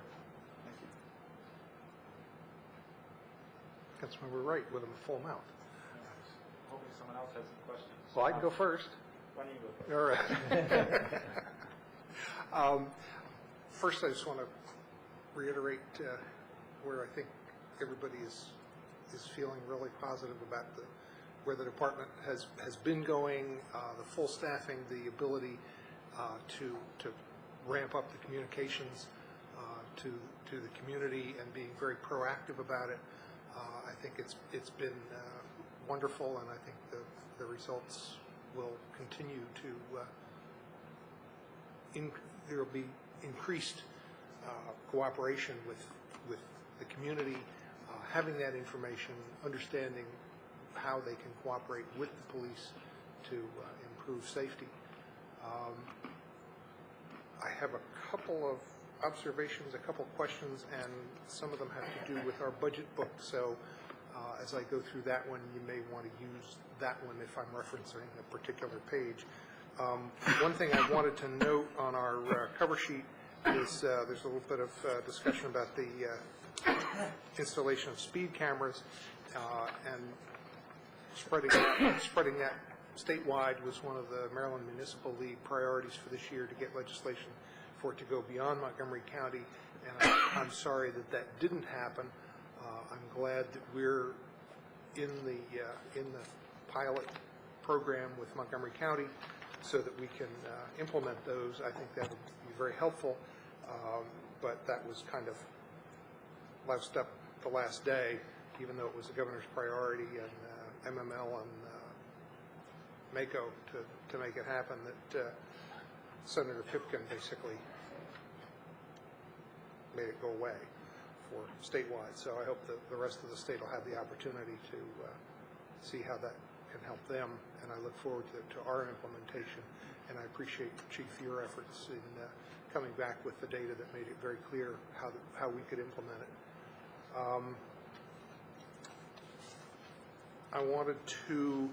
One thing I wanted in the big binder on the first page with the staffing trend FTEs, it's nothing that you have to answer unless it's a simple one, but it looked like I couldn't quite tell from the sworn and civilian trend how all of a sudden the total bumped way up in FY08 and 9, and so just because it has us at 80 where we had been at 60, so if there's something wrong with that chart. Which chart are you referring to, Matt? Where it's got the expenditure history and the right. It's this first page. We've got it in color there with the staffing trend FTEs on the lower left. Okay. First, all of a sudden the yellow bumps way up, and it didn't make sense. So if it's a problem with it, fix it, or just. I think it's because you're looking at it's a graph. Yeah. Okay. He's looking at actuals, and he's full strength now. Could that be it? Well, but FY07 yellow was down with blue, so maybe the problem was earlier in the chart. Whatever it is, something screwy with that chart. Just an observation. The total FTEs have been constant from FY07 now, about 60. Yeah, because it's now showing total FTEs is 80, and I know that's not right. That's not correct. No, that's not. It should be 60. Yeah, that's what I thought. Yeah. And then I like the, we don't have page numbers, so I can't get you there, but in the operations division, I like the management objectives, particularly the first three of maintaining a high level of visibility and security throughout the community, increasing hours spent on walking patrol, and increasing hours spent by officers on bicycles. And it looks like the bike patrol should have, the trend is pretty significant when it goes from 3.5 to 176 to 500. That's, I think, going to get it to, at the issue Councilmember Snipper was talking about, where people say, but I don't see the police. It's going to be pretty obvious. Maybe they're not used to seeing. Well, what we're doing there is that at full strength now, one of the problems you run into when you didn't have it at full strength, it was harder to put people on bikes. We're going to actually have 2 people on bikes full time, riding their bikes, as opposed to being in the patrol car, that we can put them in target areas. The other thing is we're trying to get everyone in the patrol division basically trained on the bike. We're getting ready to do another school because it's essential. To me, riding the bike is just like carrying a gun, a nightstick in your car, and I think it's important. It'll also increase the health and wellness of our officers riding the bike, and that's important also, which would eliminate people getting injured on duty, which we're trying to also do, which is a situation we want to reduce. Sounds like a win-win-win. One thing in the management objectives for criminal investigations, there's a category here, a measurement, number of cases exceptionally cleared. What's exceptionally cleared? Exceptionally cleared is basically where you've investigated a case, you've identified a suspect, you may have been able to arrest a person pertaining to that, like if you have a series of robberies in a particular small geographical area, and based on the physical evidence and statements and so forth, you've established that this person is most likely responsible for committing these robberies, but you've not been able to develop a substantial amount of evidence in order to prosecute them in court, but you believe that you strongly identify the person responsible for committing these other crimes in that particular area. There's a criteria we have to meet before we can exceptionally close a case for the uniform crime reports, and what the lieutenant just explained to you is there's a criteria. If it meets it, we're able to close the case. Give an example. We have several of our robbers right now sitting over in the Prince George's County Jail. We've been able to close the case because we've been able to identify them. Prince George's County will work a prosecution in some cases where we won't even bring them to trial here because you can only give so many years to some of these defendants in the cases, and unfortunately we're finding a lot of these defendants have multiple charges. So an example would be, that's what an exceptional closure would be. We can close the case, we've got a positive ID, we know he did it for these 3 robberies. Okay. And my final thing is, I noticed in the positions that what we have this current fiscal year is basically half of a parking enforcement officer, and the new budget has 0? We used to have a full-time and a half. We eliminated a half last year. I'll let Barb explain. And what all I'm really looking for with that is how we're doing parking enforcement. We have an excellent officer that's doing it. He's also our code enforcement officer. We think productivity is way up over what we previously had, and we've managed him in a different way with better objectives, what we expect from him. He's very responsive. So from my perspective, we are writing as many tickets humanly possible with one officer as opposed to when we have 1.5. Okay, because I know at some point we had none, then we went to 1, then we went to 2, then 1.5. It was 1.5 when I got here, and we eliminated the half position last Right, year. this was, some of the council members may recall, this was something that was done as part of the organizational restructuring that I presented to the council last November or December. The position that the chief is referring to is not called a parking enforcement officer, it's called a nuisance officer, and it shows up in the operations division.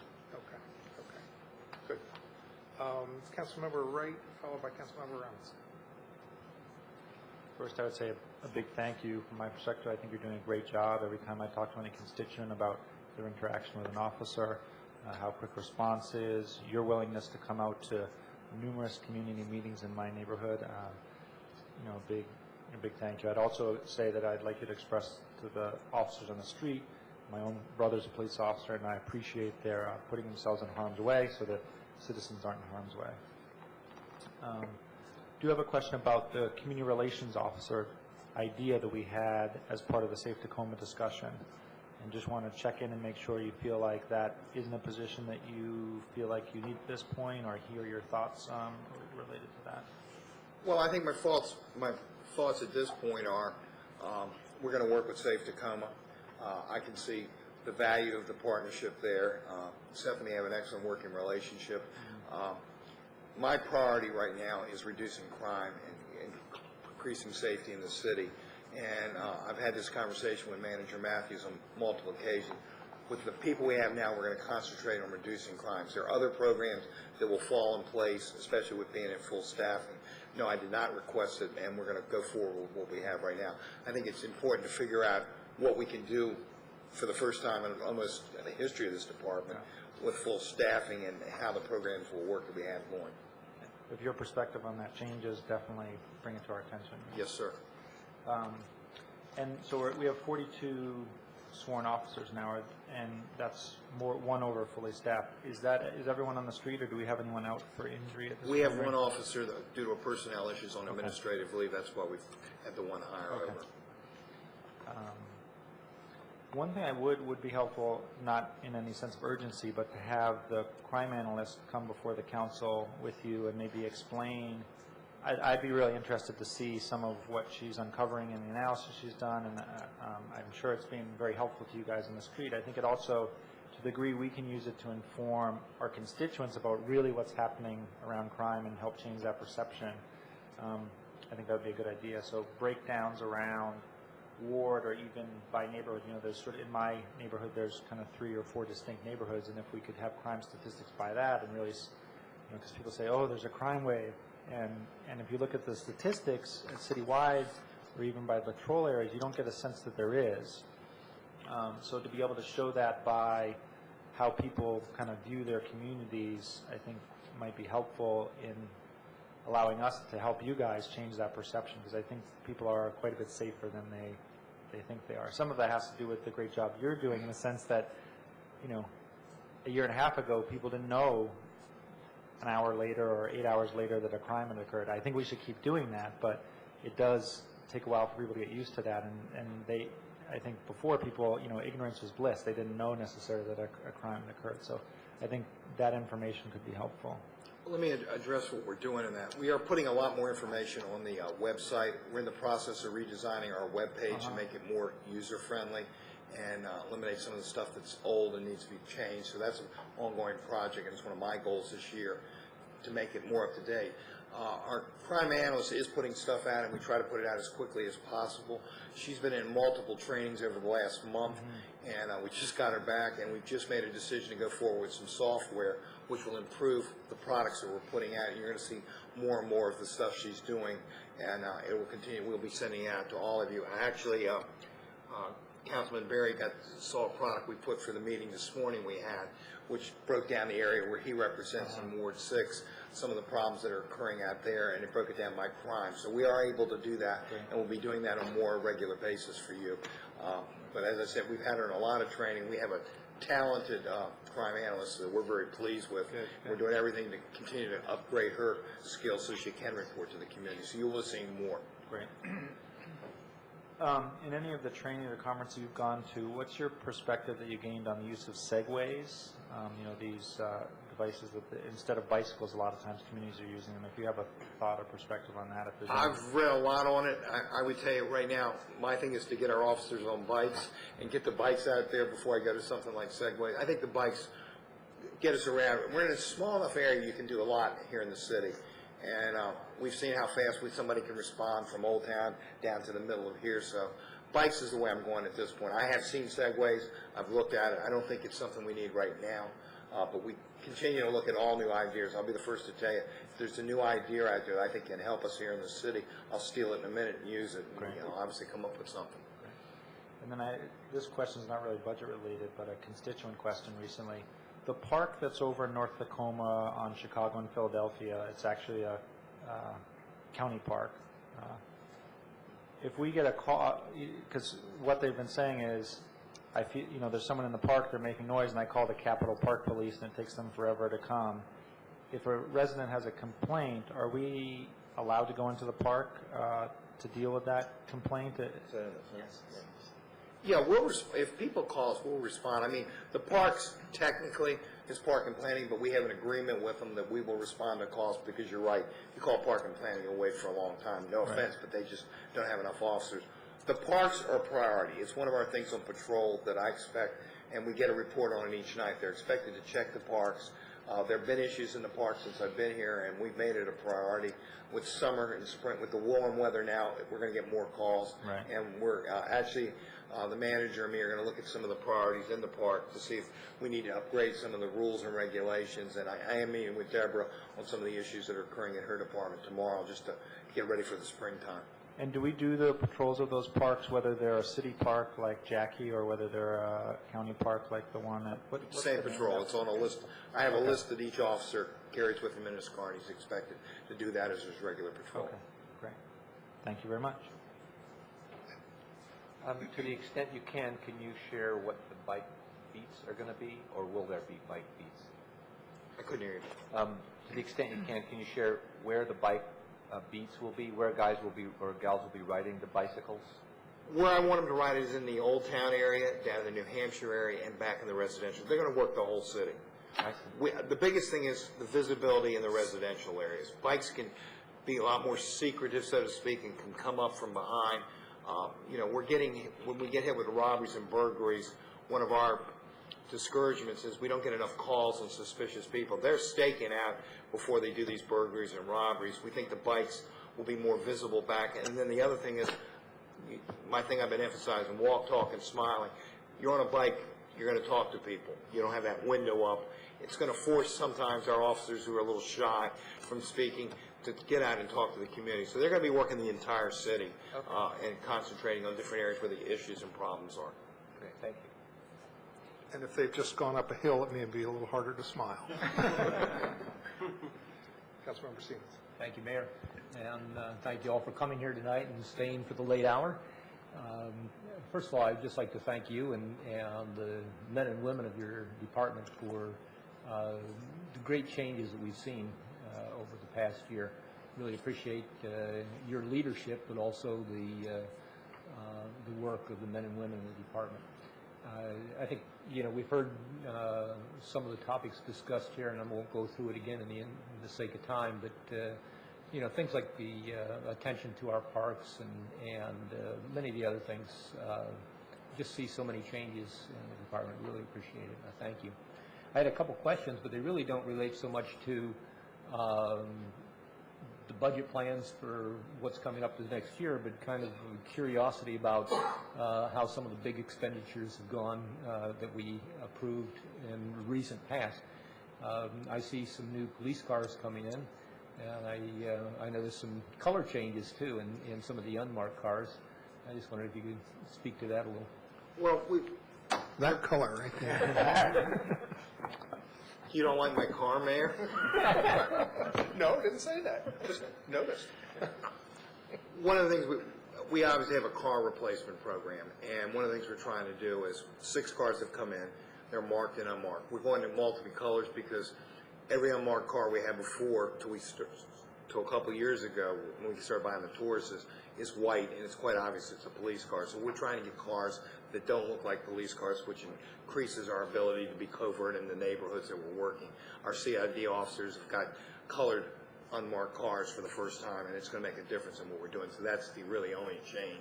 But we're continuing the program of moving through the cars with the take-home program now. We need to continue to replace cars that get high in mileage. I think it would blend in very well in this neighborhood if you put a little taxi sign on top.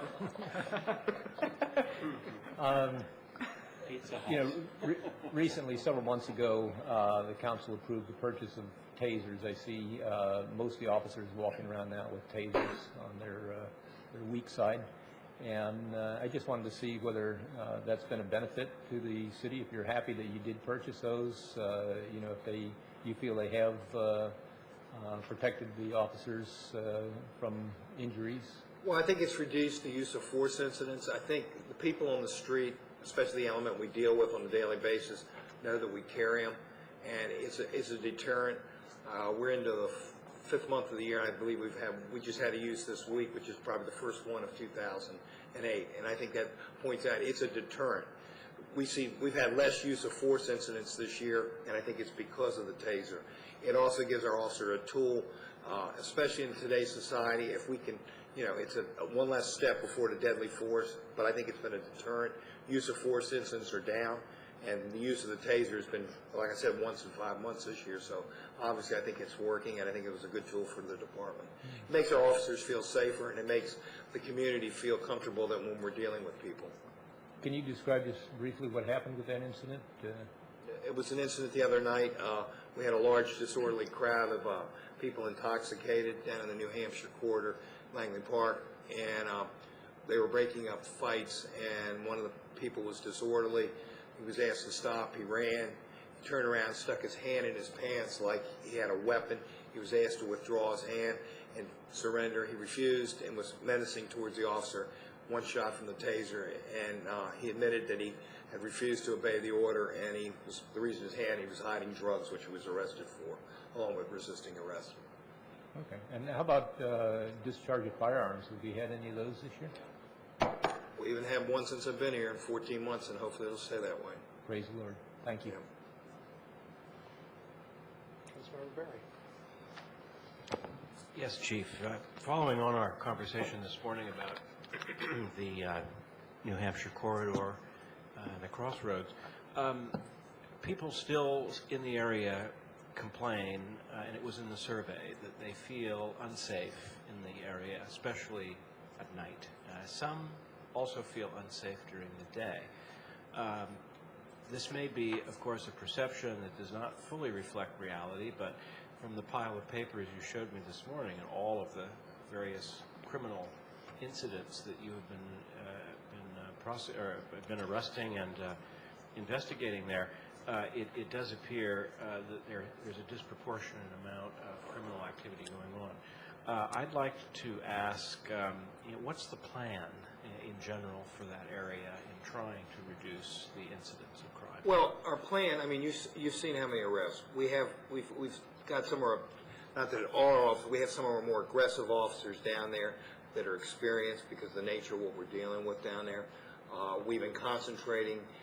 The 2 hotels down in that area have drawn some of the criminal element out of D.C. and Prince George's County, and that's resulted in us spending a lot of time with our plainclothes unit, our uniform officers targeting drug dealers, stolen autos, and some of the crimes that are occurring down there. We're doing that at night, primary. During the day, we're dealing with the day laborers, and we are working on some initiatives in that area. to reduce some of the problems we're having there. With the economy the way it is now, it's increased the amount of people that are not working that are down there during the day. There's new management from the drugstore chain that bought the shopping center. They're working very, very closely with us, very supportive, and are helping us in some of the things we need to do. There are several store owners down there. They're very concerned because of the nature of the crowds, and we're doing everything we can.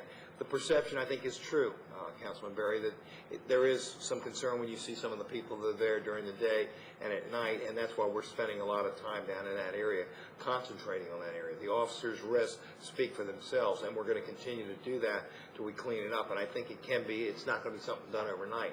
We're going to continue to target the hotels.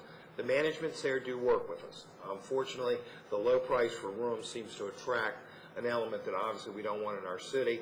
And I think with the amount of arrests and the things we're doing down there, we're going to send a message, you don't want to come here anymore. And I think it's only a matter of time. The word gets out, and it will get out, but we are making a multitude of arrests, and we're going to spend time down there because it needs to be. We're trying to improve. The more cars, the more policemen they see down there, the better they're going to feel about themselves. The survey, I think, was right on target and what the citizens expect, and that's why you're going to see the numbers from an arrest standpoint continue to rise down there. Of course, I suppose for those hotels we could propose a large bed tax. I don't know if we, the city, we get hotel motel tax. We do. As part of what I checked with the city manager yesterday because the question came up because of various changes in laws in Annapolis, and we budgeted $85,000 for hotel motel tax receipts for FY09. And so we get a portion of the tax that's levied by the state or by the county, or how does that work? This is sort of a holdover since that area was actually in Prince George's County. It's just a payment we receive from Montgomery County. But it's not a separate tax, it's levied by the city. Okay. But the state law changed so that as a result of a new law, municipalities in Montgomery County and in Somerset County can impose our own hotel motel taxes. Maybe an hourly tax fee. But if we're getting rid of the element that's using the hotel rooms, there won't be much to get. Well, I can assure you that the patrol division, and I compliment Lieutenant Bowers, has been concentrating. Our tactical enforcement unit, plainclothes, I mean, we've made, like I said, we had 3 drug arrests yesterday. I will compliment my captain, who was a part of one of them also, where we got 3 dealers in one day. And I mean, we did a search warrant at 4 o'clock this morning on a dealer. We are targeting. We're gonna send the message: you're not welcome here anymore. And that's, with the amount of people we have right now, that makes a difference. The other thing is, we've got a stable workforce, so we're developing some of these young officers, and for whatever reason, they want the opportunities we're offering them now. With all these people, we have some things they didn't have before. That makes a difference in work performance, and productivity is up. CID, being at full strength, has closed at least 4 or 5 robberies in the last month, and we've been putting that information out. So with the people we have on board being at full strength, and with the talented staff here that's been very supportive of me and some of the initiatives I want to do, we are doing some productive things. The concern is, and I think you have to realize this, and I've spoke with council, the perception obviously is a concern. I think you have to look at the crime in the county, and one of the things I share with the city manager each morning is some of the crimes that are right on our border. We're getting a lot of spillover crime from both Montgomery County, PG, and I know you've heard this before, but one of the things we're trying to do is send the message to the criminals: this is a different Tacoma Park today. And when you come over here, there's plainclothes units, there's bike units, and you're going to get arrested. And that message is important because obviously Silver Spring's trying to push crime over into PG and over into Tacoma Park, but we get a lot right on the borders, and that's one of our goals, is to push it out of the city. And I think we're accomplishing that, but you have to look at the big picture. There's a lot more crime in the whole metropolitan area today, so obviously it does affect our numbers. From a success standpoint, I think we are closing more cases and making more arrests, and the numbers speak for themselves. And I would hope, in addition to pushing it out, we're trying to vacuum it up so it doesn't go anywhere. Well, we're trying to put some people in jail, and that's the important thing. And, we have, what's unique is, if PG makes an arrest, usually DC, Montgomery, and ourselves want to jump in on it because it's probably he's done a robbery here and a robbery there, and that's one of the things. The cooperation is excellent, and I think we're closing more cases as a result of that. We're part of the Montgomery County Roll Call Board, where we see every crime that occurs there. They allow me to be a part of their all serious crimes. The chief has allowed me, so I get up in the morning, I can see what's occurred in Montgomery County overnight, which helps me in looking at what may be happening during the day here or during the night. So the cooperation between jurisdictions is important, and it's not one department. And with all the departments working together, I think it's making a difference in our results. Good. Are you getting those kind of reports from Hyattsville? Are you getting those kind of roll call reports from Hyattsville of the crimes? Yeah, our crime analyst gets a daily report from the crime analyst in Hyattsville every day.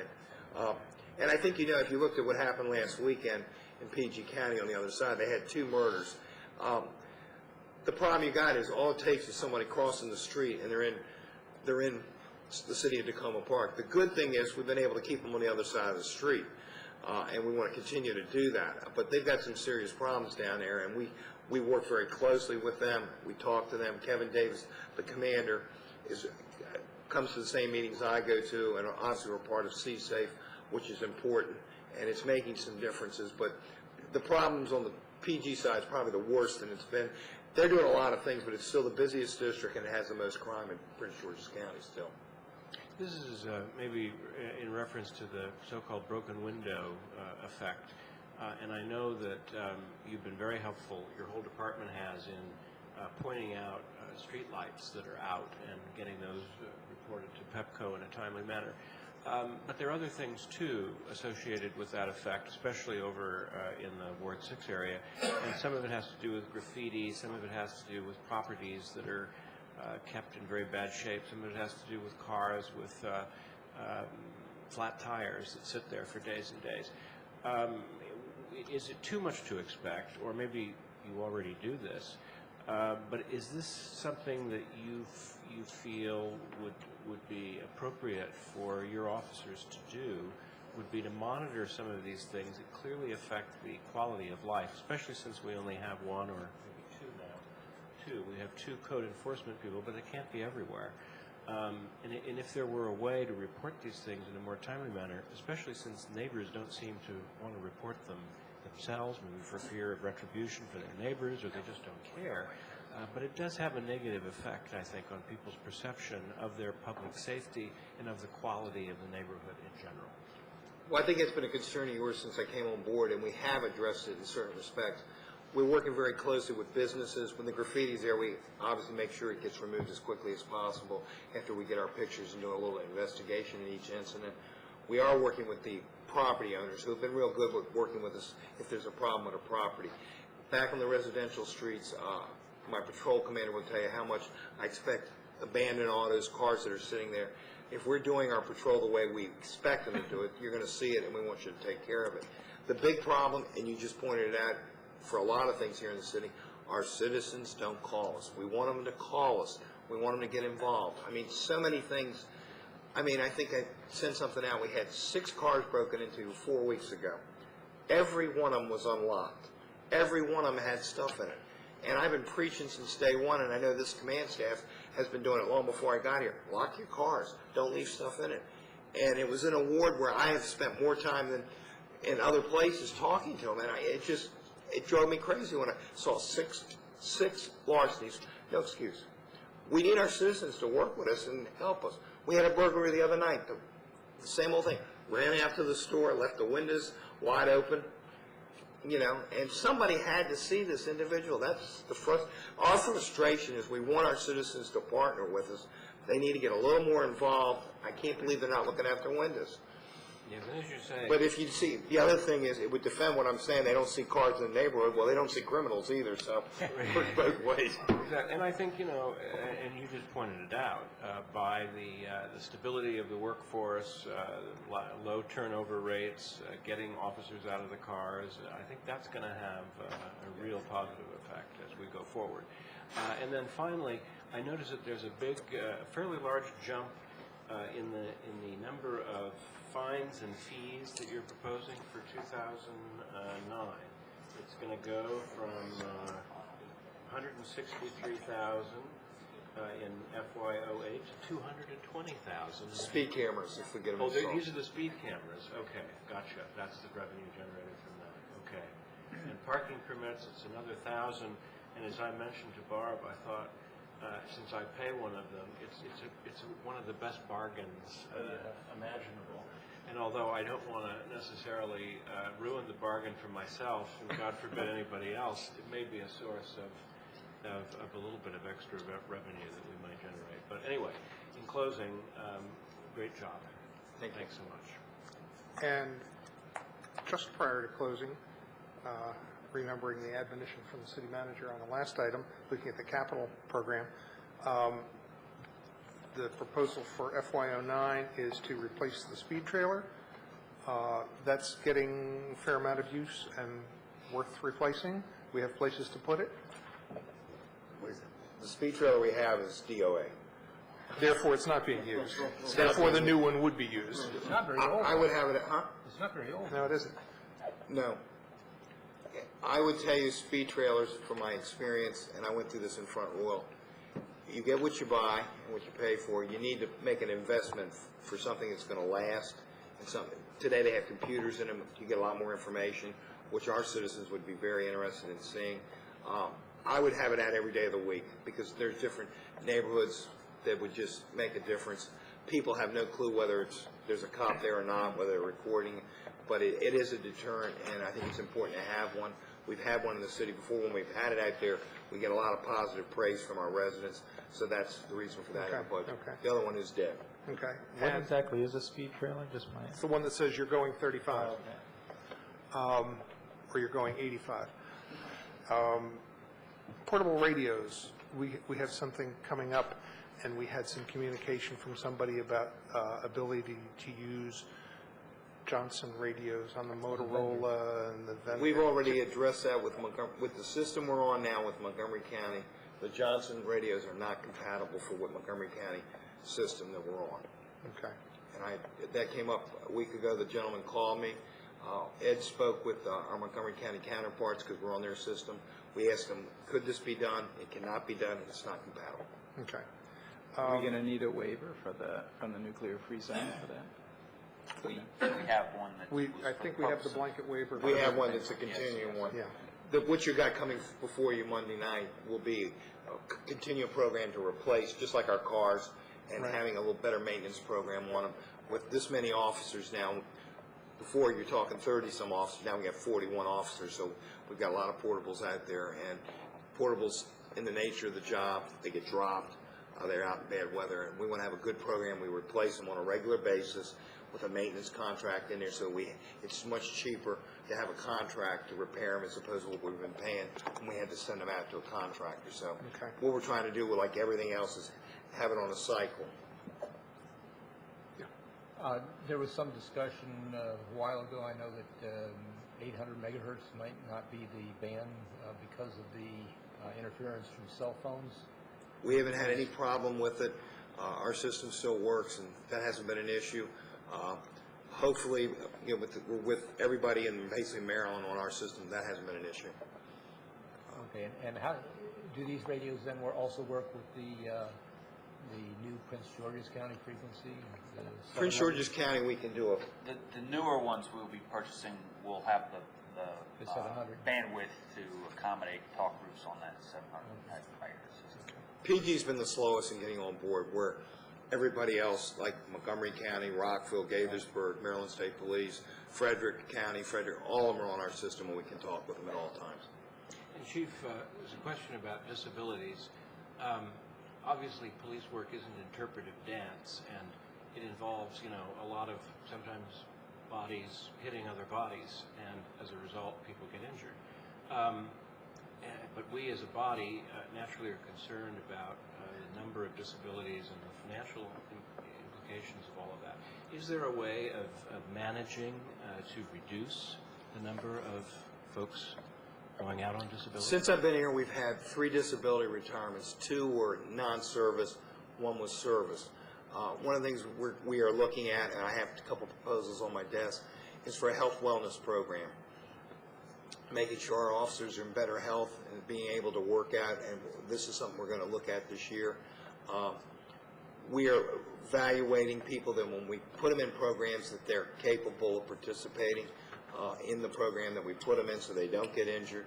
So we're doing a lot of things in the health wellness area in an effort to get our officers in better shape, but that's one of our goals. One of the things that I've learned is that surprisingly a lot of retirements in police work tend to be not regular retirement, but through disability. I would tell you, and you all were here, I had left, but in Montgomery County, that's been a major issue for the last 15 years. They've retired more on disability than regular retirement because of injuries, and that's why it's important that we look at health and wellness when we hire somebody and continue to monitor it in the department. So obviously, it is a major concern that Manager Matthews and me have discussed and are looking at ways to avoid some of the disabilities in the future. And just one quick final capital item that it's just a heads up. I see in FY10 the Explorer is due to be replaced, and I know the question will come up with that when we get there about whether that's the right kind of replacement to use, and so we don't have to address that tonight, but I just know that we'll want to explore that question. Okay. Any other questions? Any other? Just wanted to Did we make forget one. anything? Well, we also have the special revenue funds, but there's not that much to talk about. It's a continuation of basically the CSAFE program in the Crossroads area. The only other grant-funded project in FY09 is a Homeland Security grant. I don't know if anyone in the department wants to speak to that, but there's a fairly detailed explanation in your budget binder about how they propose that the funds be used.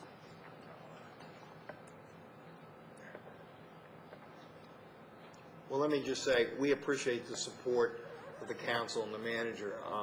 Me especially being new here, although I'm not new anymore, I feel like I've been through, as opposed to 14 months, maybe 14 years, but I have a very capable staff here who's been very supportive, and the officers. We have changed, I think, the way we do policing in Tacoma Park, and I think it's for the positive, and I'm committed to reducing crime. We've got a lot more work to do.